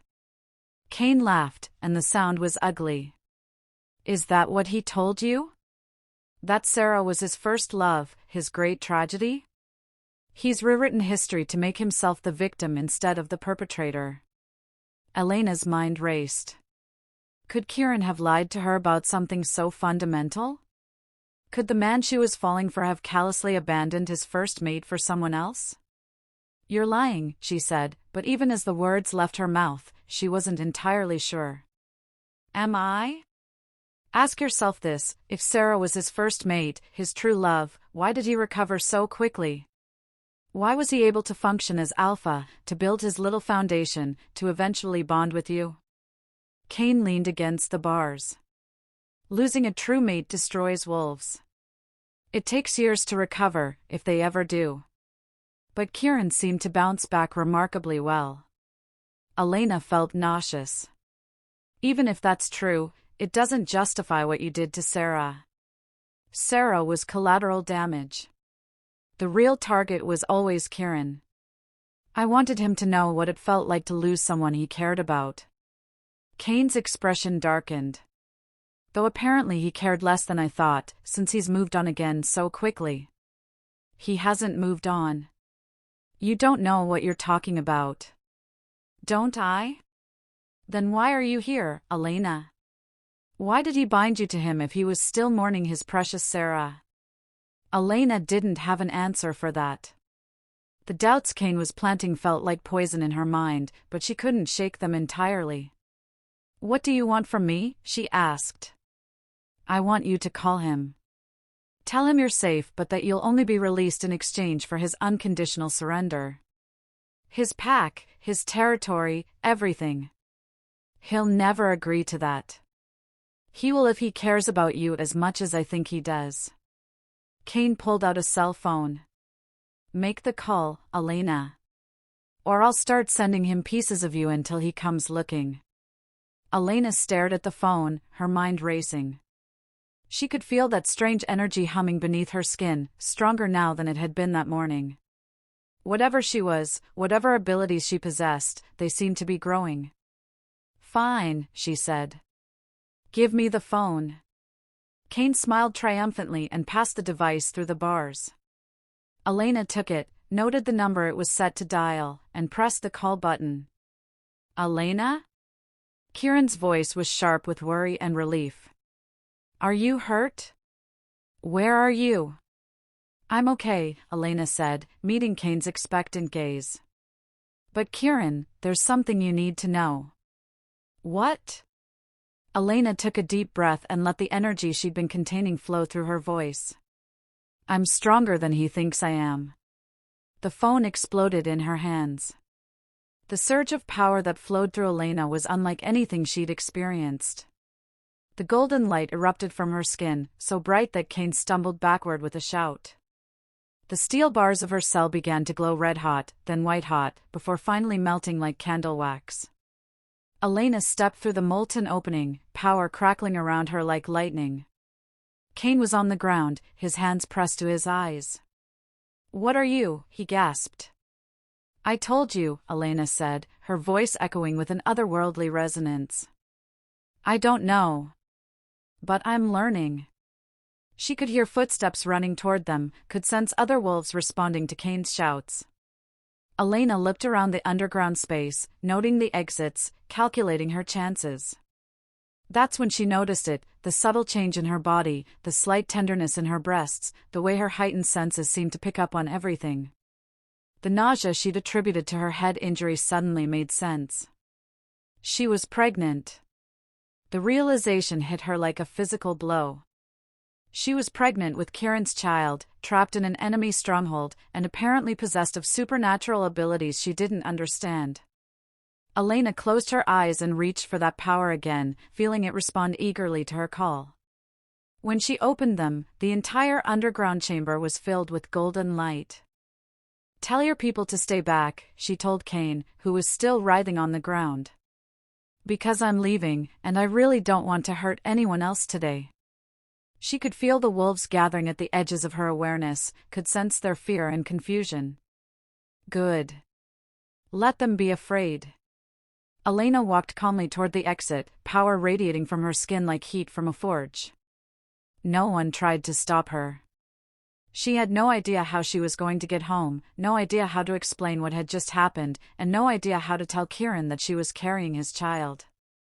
But for the first time since this nightmare began, Elena felt truly powerful. And she was going to need that power for what came next. Chapter 6. Elena stumbled through the forest for what felt like hours before she saw the lights of the Blackwood estate through the trees. Her supernatural escape had drained her more than she'd expected, leaving her exhausted and shaky. The pregnancy symptoms weren't helping. Every few minutes, waves of nausea would force her to stop and lean against a tree. But she was alive. She was free. And she was carrying Kieran's child. The estate was blazing with lights, every window illuminated. Even from a distance, Elena could see the unusual level of activity, vehicles coming and going, people moving with military precision. As she got closer, she could hear voices, urgent conversations, the sound of weapons being loaded. Kieran was preparing for war. Elena made it to the edge of the main garden before her legs gave out. She sank onto a stone bench, her vision swimming, and tried to catch her breath. The golden light was still flickering weakly beneath her skin, like embers that refused to die. Elena! She looked up to see Morgan running toward her, followed by 3 other pack members. The relief on Morgan's face was almost comical. Jesus Christ, where have you been?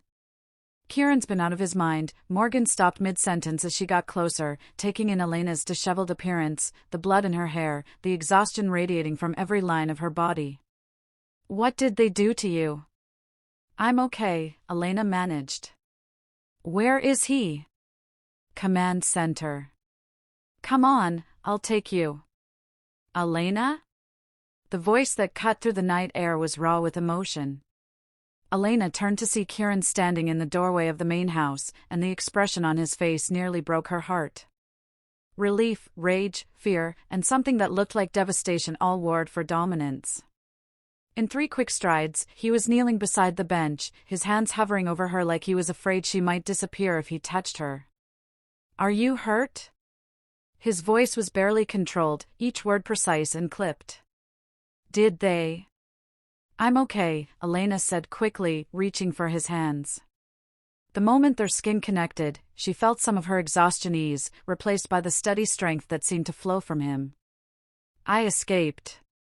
I'm okay. Kieran's pale eyes searched her face, cataloging every scratch and bruise. How did you get away?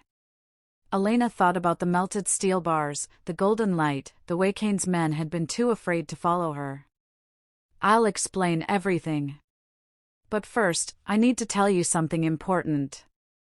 Kieran helped her to her feet, his arm around her waist providing more support than she wanted to admit she needed. Whatever it is can wait. You need medical attention, food, rest. Kieran. Elena stopped walking and turned to face him. Around them, pack members were gathering, drawn by the news of her return.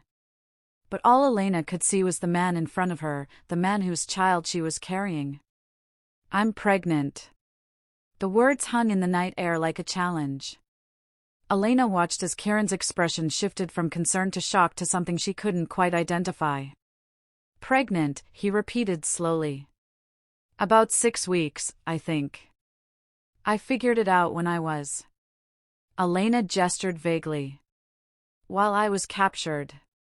Everything suddenly made sense, the nausea, the sensitivity, the way my abilities have been getting stronger. Kieran stared at her for a long moment, then suddenly swept her up in his arms, lifting her off her feet entirely. Kieran, I can walk. No. His voice was absolute.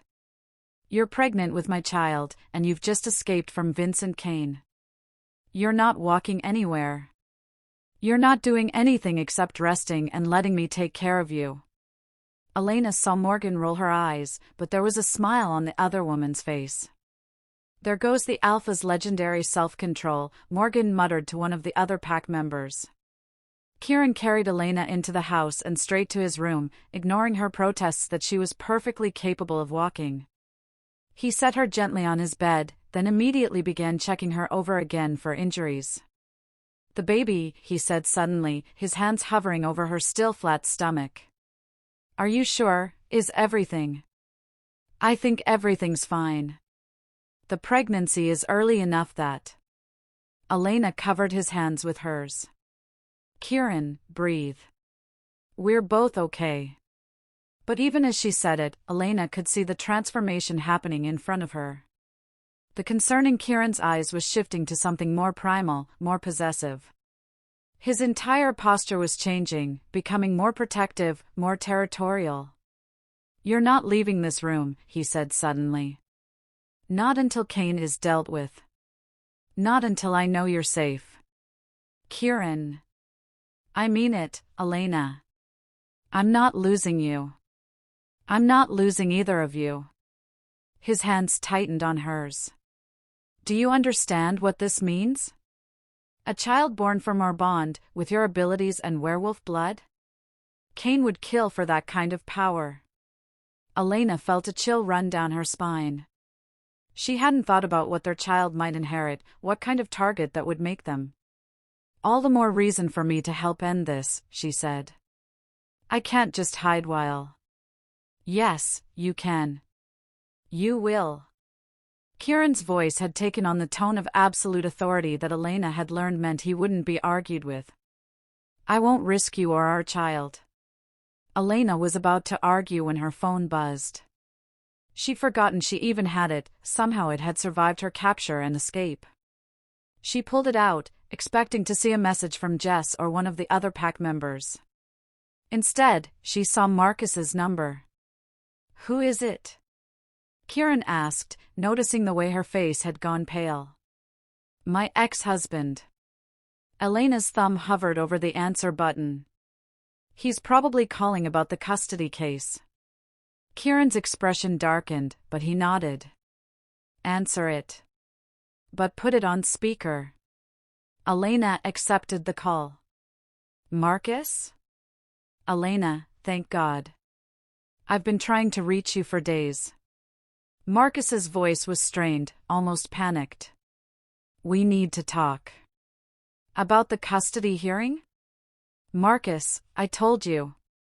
Forget the custody hearing. This is about Sophia.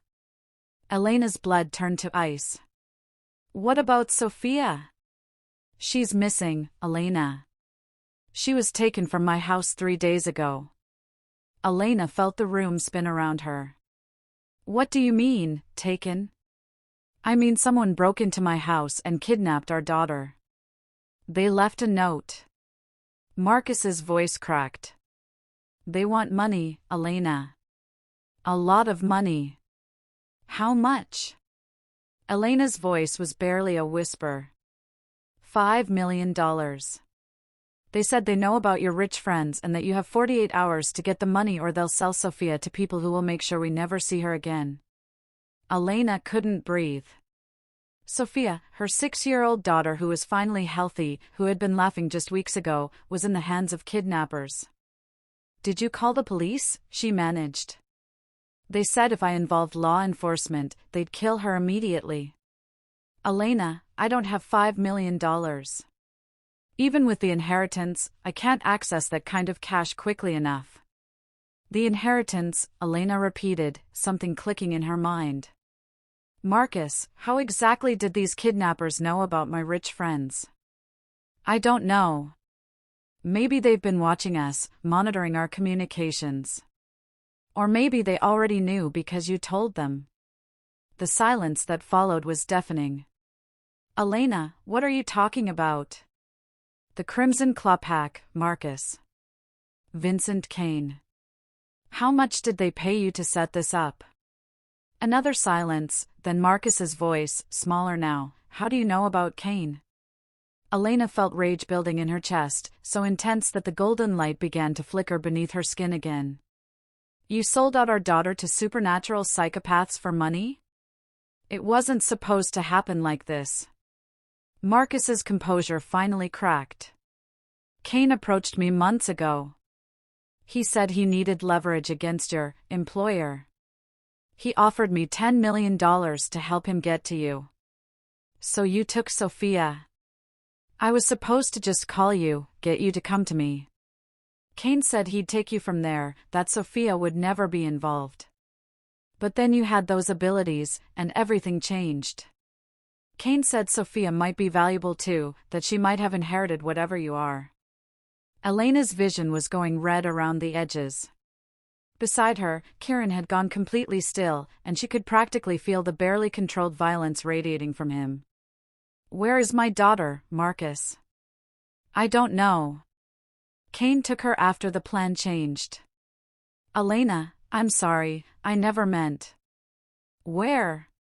Elena's voice echoed with supernatural power, and she heard Marcus gasp. There's a warehouse. Industrial district, south of the city. Cain said he'd contact me with the exact location when it was time for the exchange. What exchange? You for Sophia. He wants you to come alone, no backup, no weapons. If you do that, he'll let Sophia go. Elena closed her eyes, feeling the weight of the impossible choice settling on her shoulders.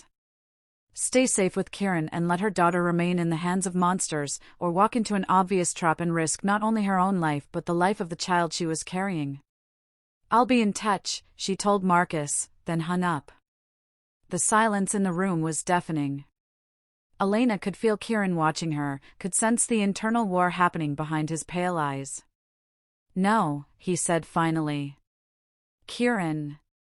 No. I know what you're thinking, and the answer is no. You're not going anywhere near Cain. Elena turned to face him fully. That's my daughter out there. And this is my child you're carrying. Our child. I won't let you sacrifice both of your lives for. For what? For Sophia? Elena's voice was sharp with hurt and anger. She's 6 years old, Kieran. She's innocent in all this. I know that. But walking into Cain's trap won't save her. It'll just give him exactly what he wants, you, your abilities, and leverage over me. Then what do you suggest? Because doing nothing isn't an option. Kieran began pacing, his movements sharp and agitated. We plan. We strategize. We use the pack, use our resources. There's no time for that. Cain gave Marcus 48 hours. How long do you think it takes to plan and strategize a rescue mission against a pack of supernatural killers? Longer than 48 hours, Kieran admitted grimly. But Elena, you have to understand, if something happens to you, if Cain gets his hands on you again, especially now that you're pregnant. He stopped pacing and grabbed her hands. I can't lose you. I won't survive it.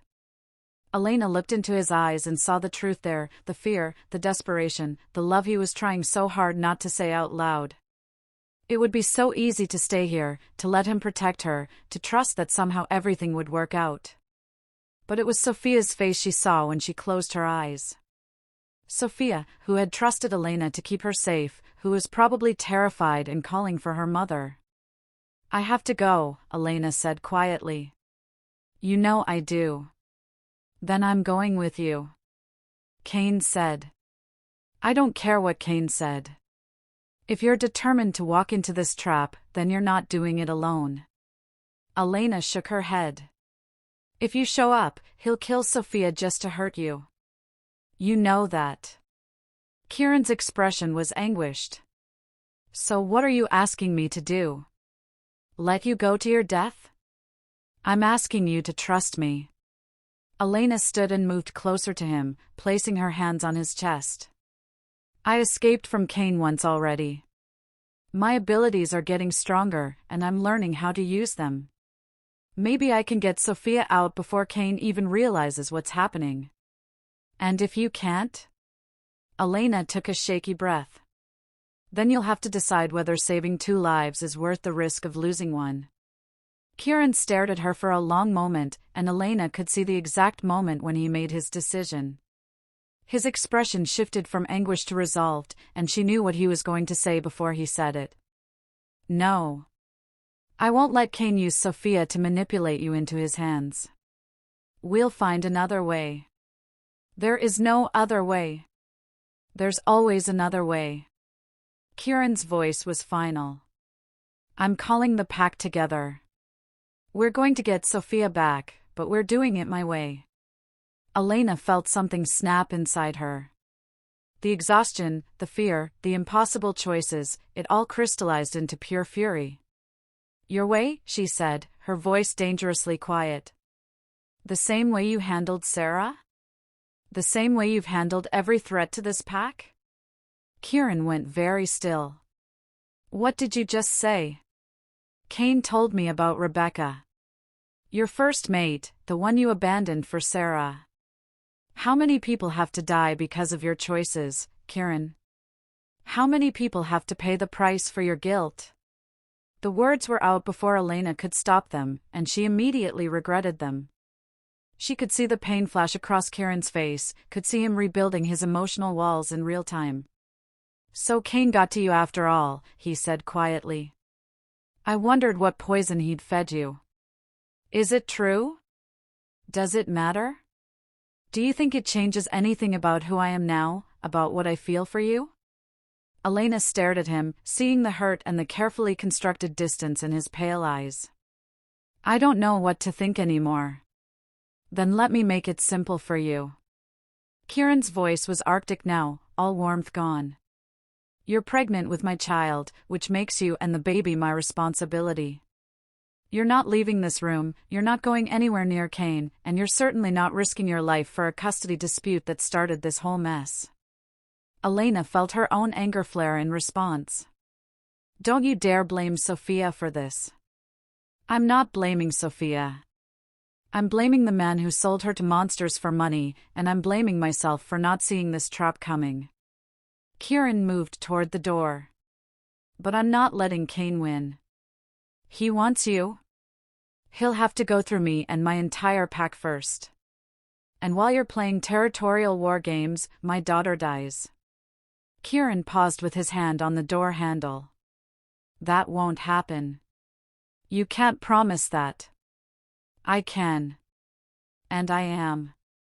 He turned back to her, and Elena saw something in his eyes that made her blood run cold. Because I'm going to kill Vincent Cain tonight. Before he has a chance to hurt anyone else. Then he was gone, leaving Elena alone with the weight of her choices and the growing certainty that she was about to lose everything that mattered to her. She had perhaps an hour before Kieran mobilized the pack for his assault on Cain's stronghold. An hour to decide whether to trust him or take matters into her own hands. Elena placed her hand over her still flat stomach, thinking about the child growing inside her, about Sophia somewhere in the darkness, about the man she loved who was about to go to war for her. Whatever she decided, people were going to die tonight. The only question was whether Sophia would be one of them. Chapter 7. Elena waited until the sounds of preparation died down before she moved. From her window, she could see the pack mobilizing in the courtyard below. Vehicles were being loaded with weapons, tactical gear, and medical supplies. Kieran stood in the center of it all, issuing orders with military precision. Even from a distance, Elena could see the tension in every line of his body. He was preparing to wage war for her. For Sophia. And people were going to die. Elena pulled out her phone and sent a text to the number Marcus had given her. "I'll come. Warehouse location. 1 hour. Sophia better be unharmed." The response came back immediately. Industrial Boulevard, Warehouse 47. "Come alone. Any sign of wolves and the girl dies." Elena stared at the message, then deleted the entire thread. She couldn't let Kieran see this. Couldn't let him try to stop her. She changed into dark clothes and pulled her hair back, then sat down to write a letter she prayed she'd never have to send. Kieran. By the time you read this, I'll be gone. I know you'll be furious, and I know you'll think I don't trust you. That's not true. I trust you with my life, with our child's life, with everything that matters to me. But I can't let you sacrifice your pack for my mistakes. Marcus is my ex-husband, Sophia is my daughter, and this mess started because of choices I made. It's my responsibility to fix it. If something happens to me, take care of our baby. Find someone who can love them the way they deserve to be loved. And please don't blame yourself. This was always going to be my choice to make. I love you. More than I thought I was capable of loving anyone. That's why I have to do this. Elena. She left the letter on his pillow and slipped out of the room. Getting out of the house without being seen was harder than she'd expected. The pack was on high alert, with guards posted at every entrance. But Elena had been watching their patterns for weeks, and she knew there was a service entrance near the kitchen that was only manned sporadically. She made it to the garage and found the keys to one of the smaller SUVs hanging on a hook by the door. The vehicle started quietly, and Elena coasted down the driveway with the lights off until she was well away from the house. Only then did she allow herself to think about what she was really doing. She was pregnant and walking into a trap set by a psychopathic werewolf who had already killed the woman Kieran loved. She had supernatural abilities she barely understood and couldn't fully control. And somewhere in a warehouse across the city, her 6-year-old daughter was waiting for her mother to save her. Elena pressed harder on the accelerator. The industrial district was a maze of empty buildings and abandoned lots. Elena drove slowly, checking addresses until she found Warehouse 47. It was a massive concrete structure with boarded-up windows and graffiti covering the walls. Several cars were parked outside, including Marcus's sedan. Elena parked across the street and studied the building. There were lights on inside, visible through cracks in the boards. She could sense movement, hear the low murmur of voices. Her newly enhanced senses were picking up scents too, wolf musk, fear, and something else. Something that made her stomach clench with worry. Sophia was in there. Elena got out of the SUV and walked toward the main entrance, her hands already beginning to glow with that familiar golden light. She'd gotten better at controlling it over the past few days, learned to summon it when she needed it. She was going to need it tonight. The warehouse door was unlocked. Elena pushed it open and stepped into a space that had been converted into something like a meeting room. Folding tables, metal chairs, and several computer setups created a makeshift command center.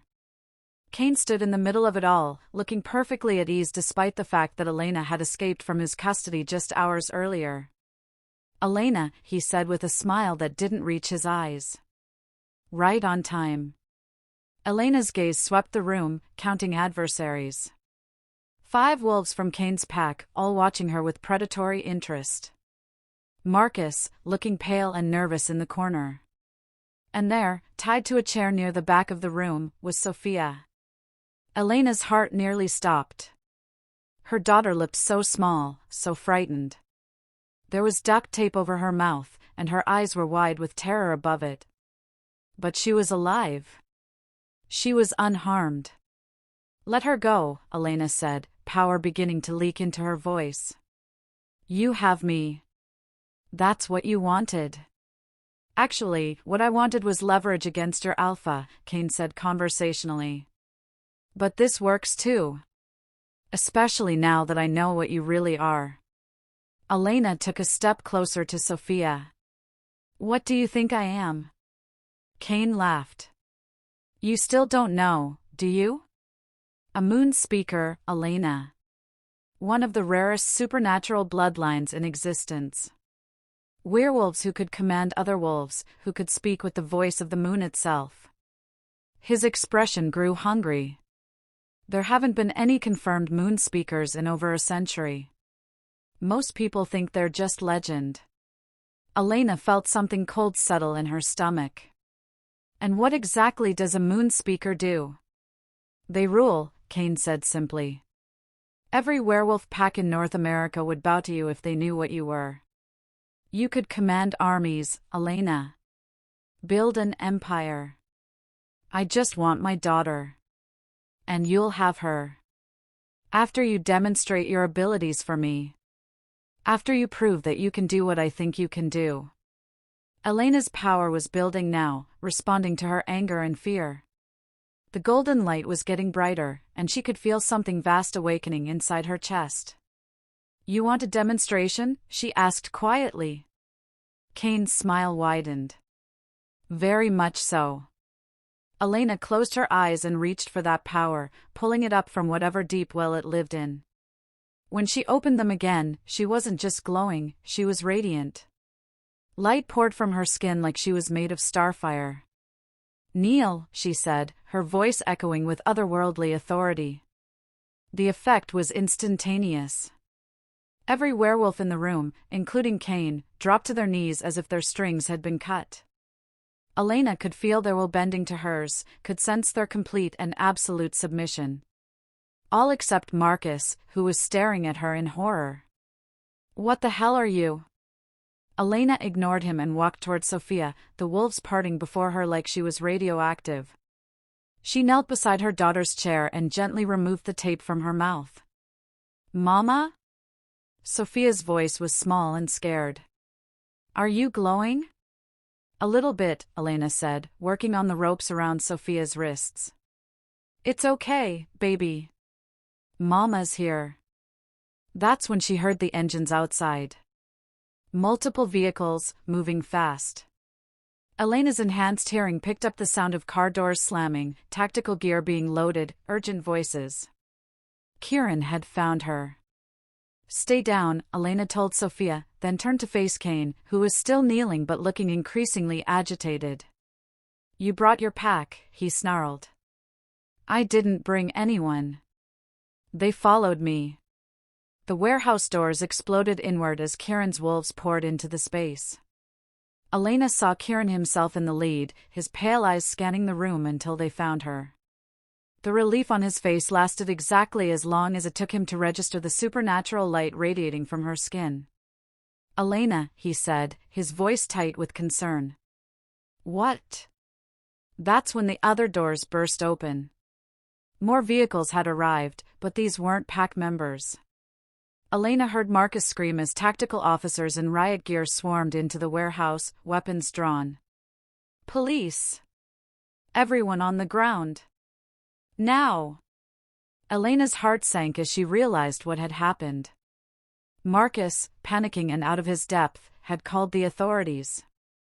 Human authorities who had no idea what they were walking into.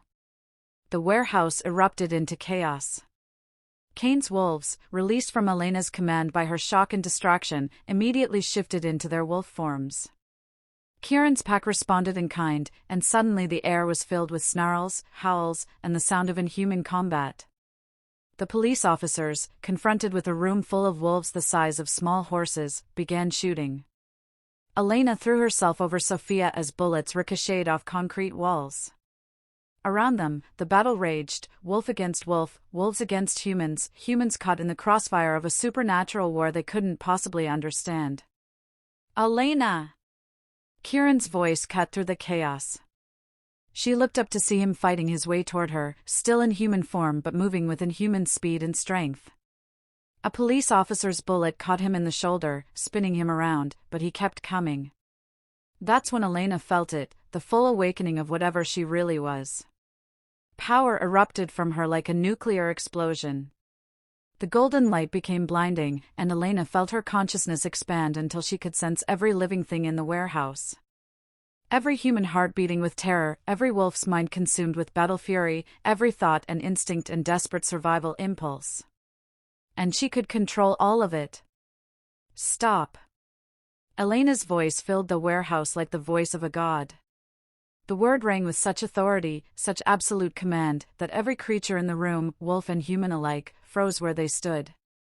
Elena rose to her feet, Sophia clutched against her chest, and looked around the warehouse. Kieran was bleeding from his shoulder but alive. Cain's wolves were scattered around the room, caught mid-attack. The police officers stood like statues, their weapons lowered but still in their hands. Elena could feel all of their minds pressing against hers, waiting for instruction. The humans were confused and terrified, their thoughts a chaotic jumble of disbelief. The wolves were more organized but equally submissive, recognizing her as something beyond their understanding. She could control them all. Could make them do anything she wanted. Could rewrite their memories, send them away, make them forget this night ever happened. But she could also feel the cost. Using this much power was like holding lightning in her bare hands. It was burning through her reserves, consuming energy she didn't have to spare. The pregnancy was making it worse, her body was already working overtime to support the growing life inside her. Elena gritted her teeth and pushed the power further. "Leave," she commanded the police officers. "Forget what you saw here." This was a gas leak. An explosion. Nothing more. The officers turned and walked out of the warehouse like sleepwalkers, their faces blank and peaceful. Elena turned to Cain's wolves next. "Go home. Do not return to this territory. Do not threaten this pack again. Your alpha has failed you." The wolves slunk away, their heads low in submission. Elena was left with Kieran's pack, Marcus, and Cain himself. She could feel the power beginning to slip from her control, could sense her body starting to shut down from the strain. "Kieran," she said, her voice weaker now. "Take Sophia. Get her out of here. Elena. Please." Elena swayed on her feet, fighting to stay conscious. "I need to finish this." Kieran moved closer, accepting Sophia into his arms. Elena's daughter looked at her with wide, worried eyes. "Mama, you're scary when you glow," Sophia whispered. Elena managed a weak smile. "I know, baby. But sometimes mamas have to be scary to keep their babies safe." She turned to Cain, who was still kneeling on the concrete floor. The supernatural submission was wearing off, and she could see the calculation returning to his eyes. "Vincent Cain," Elena said, putting every ounce of remaining power into her voice. "You will answer for Sarah's death. You will answer for the children you've hurt. And you will never threaten my family again." Cain looked up at her, and for the first time since she'd met him, Elena saw genuine fear in his eyes. "What are you going to do to me?" Elena studied his face, thinking about Sarah, about Rebecca, about all the pain this man had caused. The power was still flowing through her, and she could feel how easy it would be to simply command him to stop breathing. but that would make her like him. And she was better than that. Live with the knowledge that you lost, Elena said finally. Live with the knowledge that a human woman brought down your empire. And live with the knowledge that if you ever come near my family again, I will find you. The power finally gave out. Elena collapsed like a marionette with cut strings, her vision graying at the edges. She was dimly aware of Kieran shouting her name, of strong arms catching her before she hit the concrete. Elena, stay with me. Elena!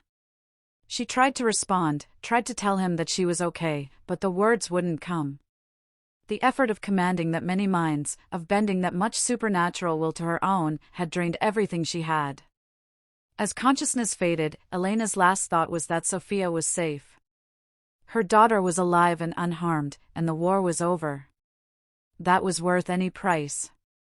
Even if the price was her life. Chapter 8. 6 months later. Elena stood in front of the floor-to-ceiling windows of her office, watching the construction crews put the finishing touches on the children's wing. The Blackwood Martinez Pediatric Center was almost ready for its grand opening, and Elena could hardly believe how much had changed since that desperate night in the warehouse. She rested her hand on her rounded belly, feeling the baby kick in response to her touch.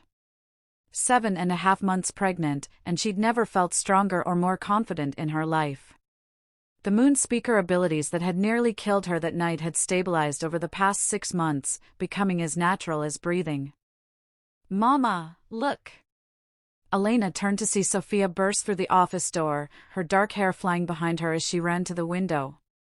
In the 6 months since the warehouse incident, Sophia had grown 2 inches and gained a confidence that made Elena's heart sing. The cancer was still in remission, and Dr. Reeves continued to be amazed by how well the supernatural enhanced treatment was working. What am I looking at, sweetheart? Sophia pressed her nose against the glass, pointing toward the garden area where several wolf pups were tumbling around under the watchful eye of their parents. Kieran said when the baby comes, they can all play together. Human baby and wolf babies. Elena smiled, wrapping her arms around her daughter. Sophia had adapted to their new life with remarkable resilience. Kieran had officially adopted her 3 months ago, and she'd taken to calling him Dad with the easy acceptance of a child who'd found someone who loved her unconditionally. Where is Kieran, anyway? Elena asked. Meeting with the pack elders. Something about territory boundaries. Sophia turned in Elena's arms.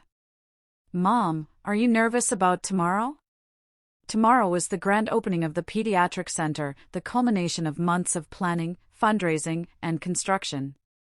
The facility would serve both human and supernatural children, with specialized staff trained to handle the unique medical needs of young werewolves, vampires, and other supernatural species.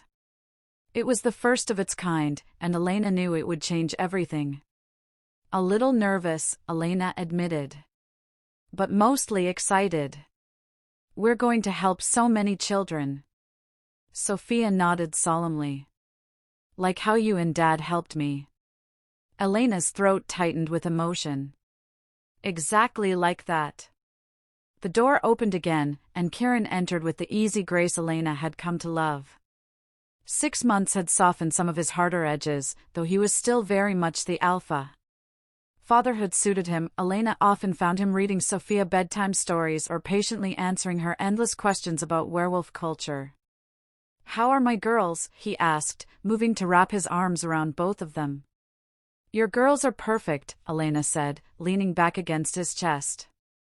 How was your meeting? Productive. The council has officially recognized the Pediatric Center as neutral territory. Children from any pack can receive treatment here without political complications.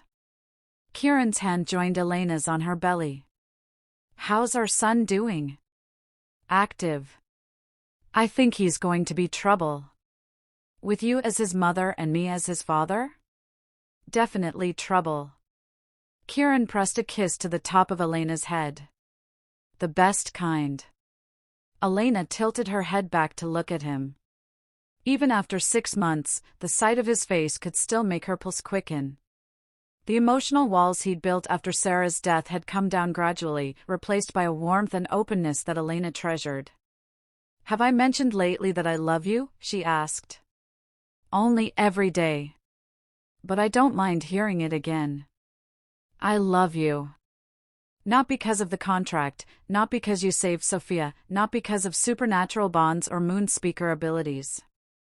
I love you because you read my daughter bedtime stories in different voices, because you funded a children's hospital without needing recognition, because you make me feel like I can be strong and vulnerable at the same time." Kieran's expression grew serious. "Elena, you know the contract expires in 4.5 years, I know." Elena turned in his arms. "But I was thinking we might want to renegotiate the terms." "What kind of terms?" Elena reached into her desk drawer and pulled out a small velvet box. Kieran's eyes widened as she opened it to reveal a simple gold band. "The kind that lasts forever," she said softly. "Kieran Blackwood, will you marry me?" The silence stretched long enough that Elena began to worry she'd misread the situation. Then Kieran's face broke into the kind of smile she'd only seen him give Sophia, pure joy without any reservation. "You're proposing to me?" "Someone has to. You're taking forever to do it yourself." Kieran threw back his head and laughed, a sound that filled Elena with warmth. "Yes," he said, taking the ring from the box. "Yes, I'll marry you. Though I should point out that I've been carrying this around for 2 weeks. He pulled out his own ring box, a larger one containing a stunning diamond solitaire that caught the afternoon light beautifully. "Great minds," Elena said, her eyes filling with tears. "Minds that think alike," Sophia announced. "That's what Mrs. Patterson says at school when two people have the same idea." They both turned to look at Sophia, who was watching them with the pleased expression of someone whose plan had worked perfectly. "Did you have something to do with this?" Elena asked suspiciously. Sophia's grin was pure mischief. "Maybe I mentioned to Dad that you were looking at wedding magazines. And maybe I mentioned to you that Dad was asking Morgan about engagement rings." Kieran scooped Sophia up in his arms. "Remind me never to underestimate you." "I just want us to be a real family," Sophia said seriously. "With the same last name and everything." Elena felt her heart melt completely. "We're already a real family, sweetheart. The paperwork is just to make it official." The next morning dawned clear and crisp, perfect weather for the pediatric center's grand opening. Elena had been up since 5, coordinating with caterers, checking that all the displays were perfect, and trying to manage the nervous energy that seemed to be affecting everyone on the team. The center was beautiful. The main building was designed to feel more like a luxury hotel than a hospital, with warm colors, natural lighting, and artwork created by young patients from supernatural communities around the country. The children's wing featured playrooms themed around different supernatural cultures, medical equipment designed specifically for enhanced healing abilities, and staff trained in both traditional medicine and supernatural physiology. By 10 in the morning, the parking lot was full. Elena stood in the main lobby, greeting visitors and dignitaries from both human and supernatural communities. Dr. Reeves was there, along with several other human doctors who'd been briefed on the center's unique mission. Representatives from werewolf packs across North America had come to see this unprecedented collaboration. "Elena, you look radiant." Elena turned to find Catherine Blackwood approaching, elegant as always in a perfectly tailored suit. The woman who'd first approached Elena in that hospital room now served as the pediatric center's director of community relations. "Thank you for all your help with this," Elena said, accepting Catherine's embrace carefully. "I know coordinating between the human and supernatural medical communities wasn't easy. It was worth it. What you've built here will save countless lives." Catherine studied Elena's face. "How are you feeling? You look a bit pale." Elena paused, taking stock of her body. Now that Catherine mentioned it, she had been feeling odd all morning. A strange pressure in her lower back, occasional tightness in her abdomen that she'd attributed to stress. "I'm fine," she said automatically. "Just excited about today." Catherine didn't look convinced, but before she could say anything else, Kieran appeared at Elena's side. "The mayor's here," he said. "And the state health commissioner. They want to do the ribbon cutting in 15 minutes. Elena nodded and followed him toward the main entrance, where a small stage had been set up for the ceremony. As they walked, she felt another wave of tightness across her belly, stronger this time. Braxton Hicks contractions, she told herself. Perfectly normal at this stage of pregnancy. The ribbon-cutting ceremony went smoothly. Elena gave a brief speech about bridging communities and healing children, carefully avoiding any direct references to the supernatural while making it clear that the center would serve all children, regardless of their unique needs. It was during the applause that followed that Elena felt it, a sudden, unmistakable gush of fluid down her legs. Her water had just broken. Elena gripped Kieran's hand tightly, trying to keep her expression neutral as another contraction hit. This one was definitely not Braxton Hicks. "Elena?" Kieran's voice was low, concerned. "What's wrong?" "Nothing's wrong," Elena said through gritted teeth. "The baby's just decided to make his debut at his own welcome party." Kieran went very still. "Your water broke?" "About 30 seconds ago." Elena saw the exact moment when Kieran shifted from proud husband to protective alpha. His entire posture changed, becoming more alert, more focused. "We need to get you to the hospital," he said. "We are at a hospital," Elena pointed out. "Our hospital. With a fully equipped labor and delivery suite and the best supernatural-friendly medical staff in the country." Another contraction hit, stronger than the previous one.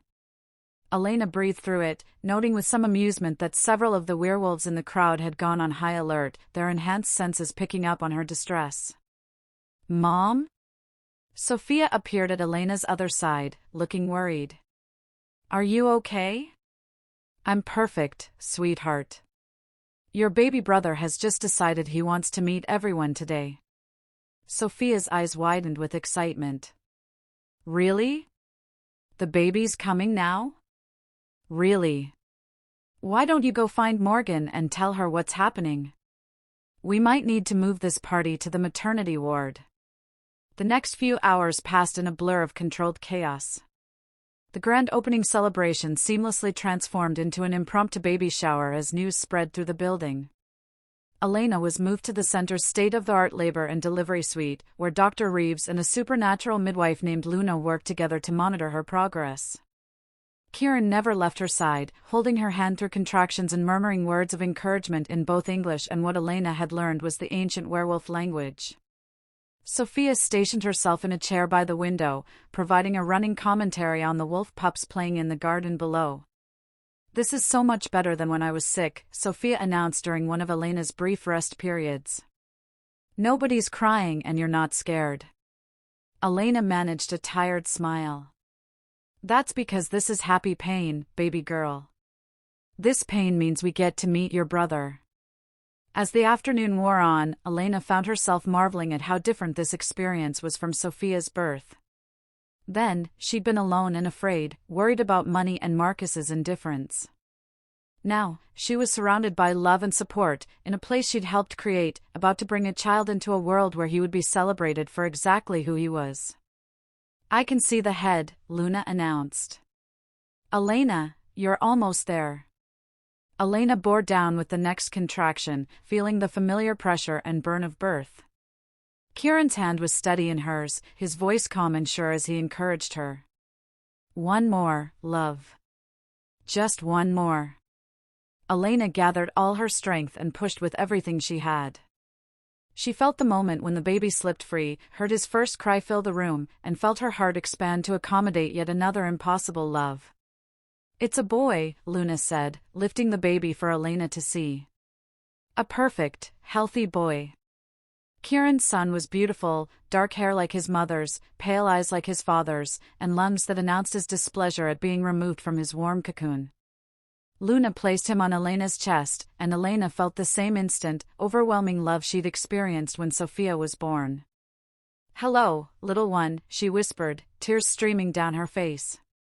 Welcome to our crazy, wonderful family. What's his name? Sophia asked, leaning over to get a better look at her baby brother. Elena looked at Kieran, seeing her own wonder and joy reflected in his face. They'd discussed names for months but somehow never settled on one they both loved. Alexander, Elena said suddenly. Alexander Blackwood. Alexander, Kieran repeated, testing the name. Why Alexander? It means defender of men. And I have a feeling he's going to spend his life protecting people, just like his father. Kieran leaned down to press a gentle kiss to Elena's forehead, then to their son's tiny head. Alexander Blackwood. I like it. The rest of the day passed in a haze of visitors and congratulations. Pack members stopped by to meet the new Alpha heir, human staff from the hospital brought flowers and gifts, and Sophia appointed herself as Alexander's official protector and interpreter. As evening fell, Elena found herself in the comfortable chair by the window, Alexander sleeping peacefully in her arms. Kieran sat on the edge of the bed, reading Sophia a story about a brave wolf who learned to bridge two worlds, a story Elena suspected he was making up as he went along.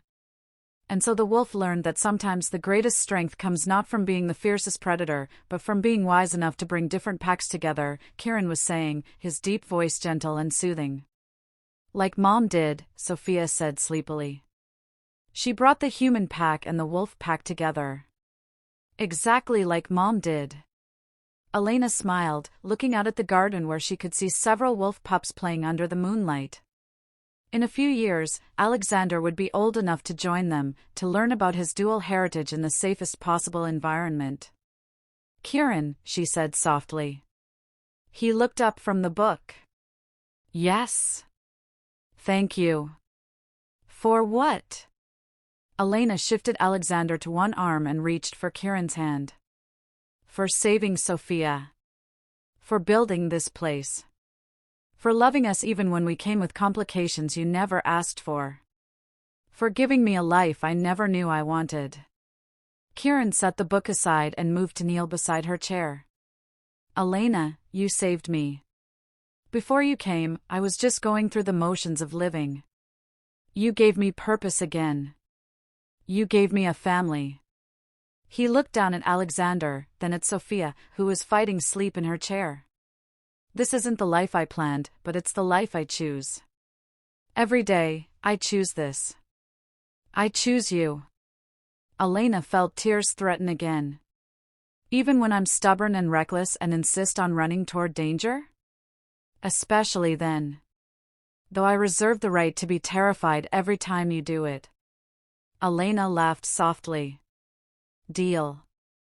As if sensing the emotional weight of the moment, Alexander opened his eyes, already the pale green of his father's, and looked up at Elena with the serious expression of someone much older than a few hours. What do you think he's thinking? Kieran asked.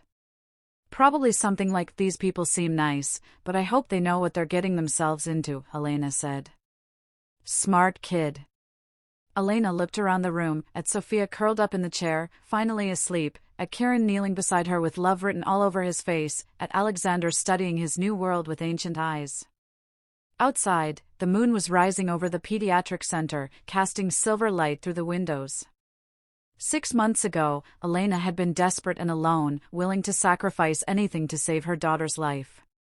Now she was surrounded by family, both chosen and born, in a place dedicated to healing children from both her old world and her new one. You know what the best part is? Elena said softly. What? We chose this. All of it. Not because of contracts or supernatural bonds or desperate circumstances. We chose each other, we chose this family, we chose this life. Elena looked down at Alexander, who had drifted back to sleep. And we'll keep choosing it, every day, for the rest of our lives. Kieran stood and carefully lifted Sophia from her chair. Let me get her settled in the guest room. Then we can all get some rest.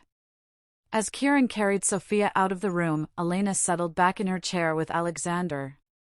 Through the window, she could see the lights of the pediatric center, knowing that somewhere in those rooms, children were healing, families were finding hope, and two worlds were learning to work together. It wasn't the life she'd planned when she'd signed that contract 6 months ago. It was so much better. Elena closed her eyes and listened to the sound of her son's breathing, feeling the weight of him in her arms, savoring the peace that came from finally, truly being home.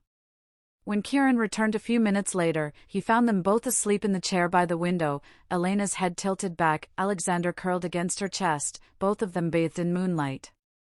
He stood there for a long moment, memorizing the sight of his family, his pack, his future. Then he grabbed a blanket from the bed and carefully tucked it around them both. "Sleep well, my loves," he whispered. "Tomorrow we start the rest of our lives." And in the garden below, wolf pups played under the moon, their joyful howls carrying on the night wind like a song of new beginnings. Thank you for listening to this story. Like, share and subscribe for more.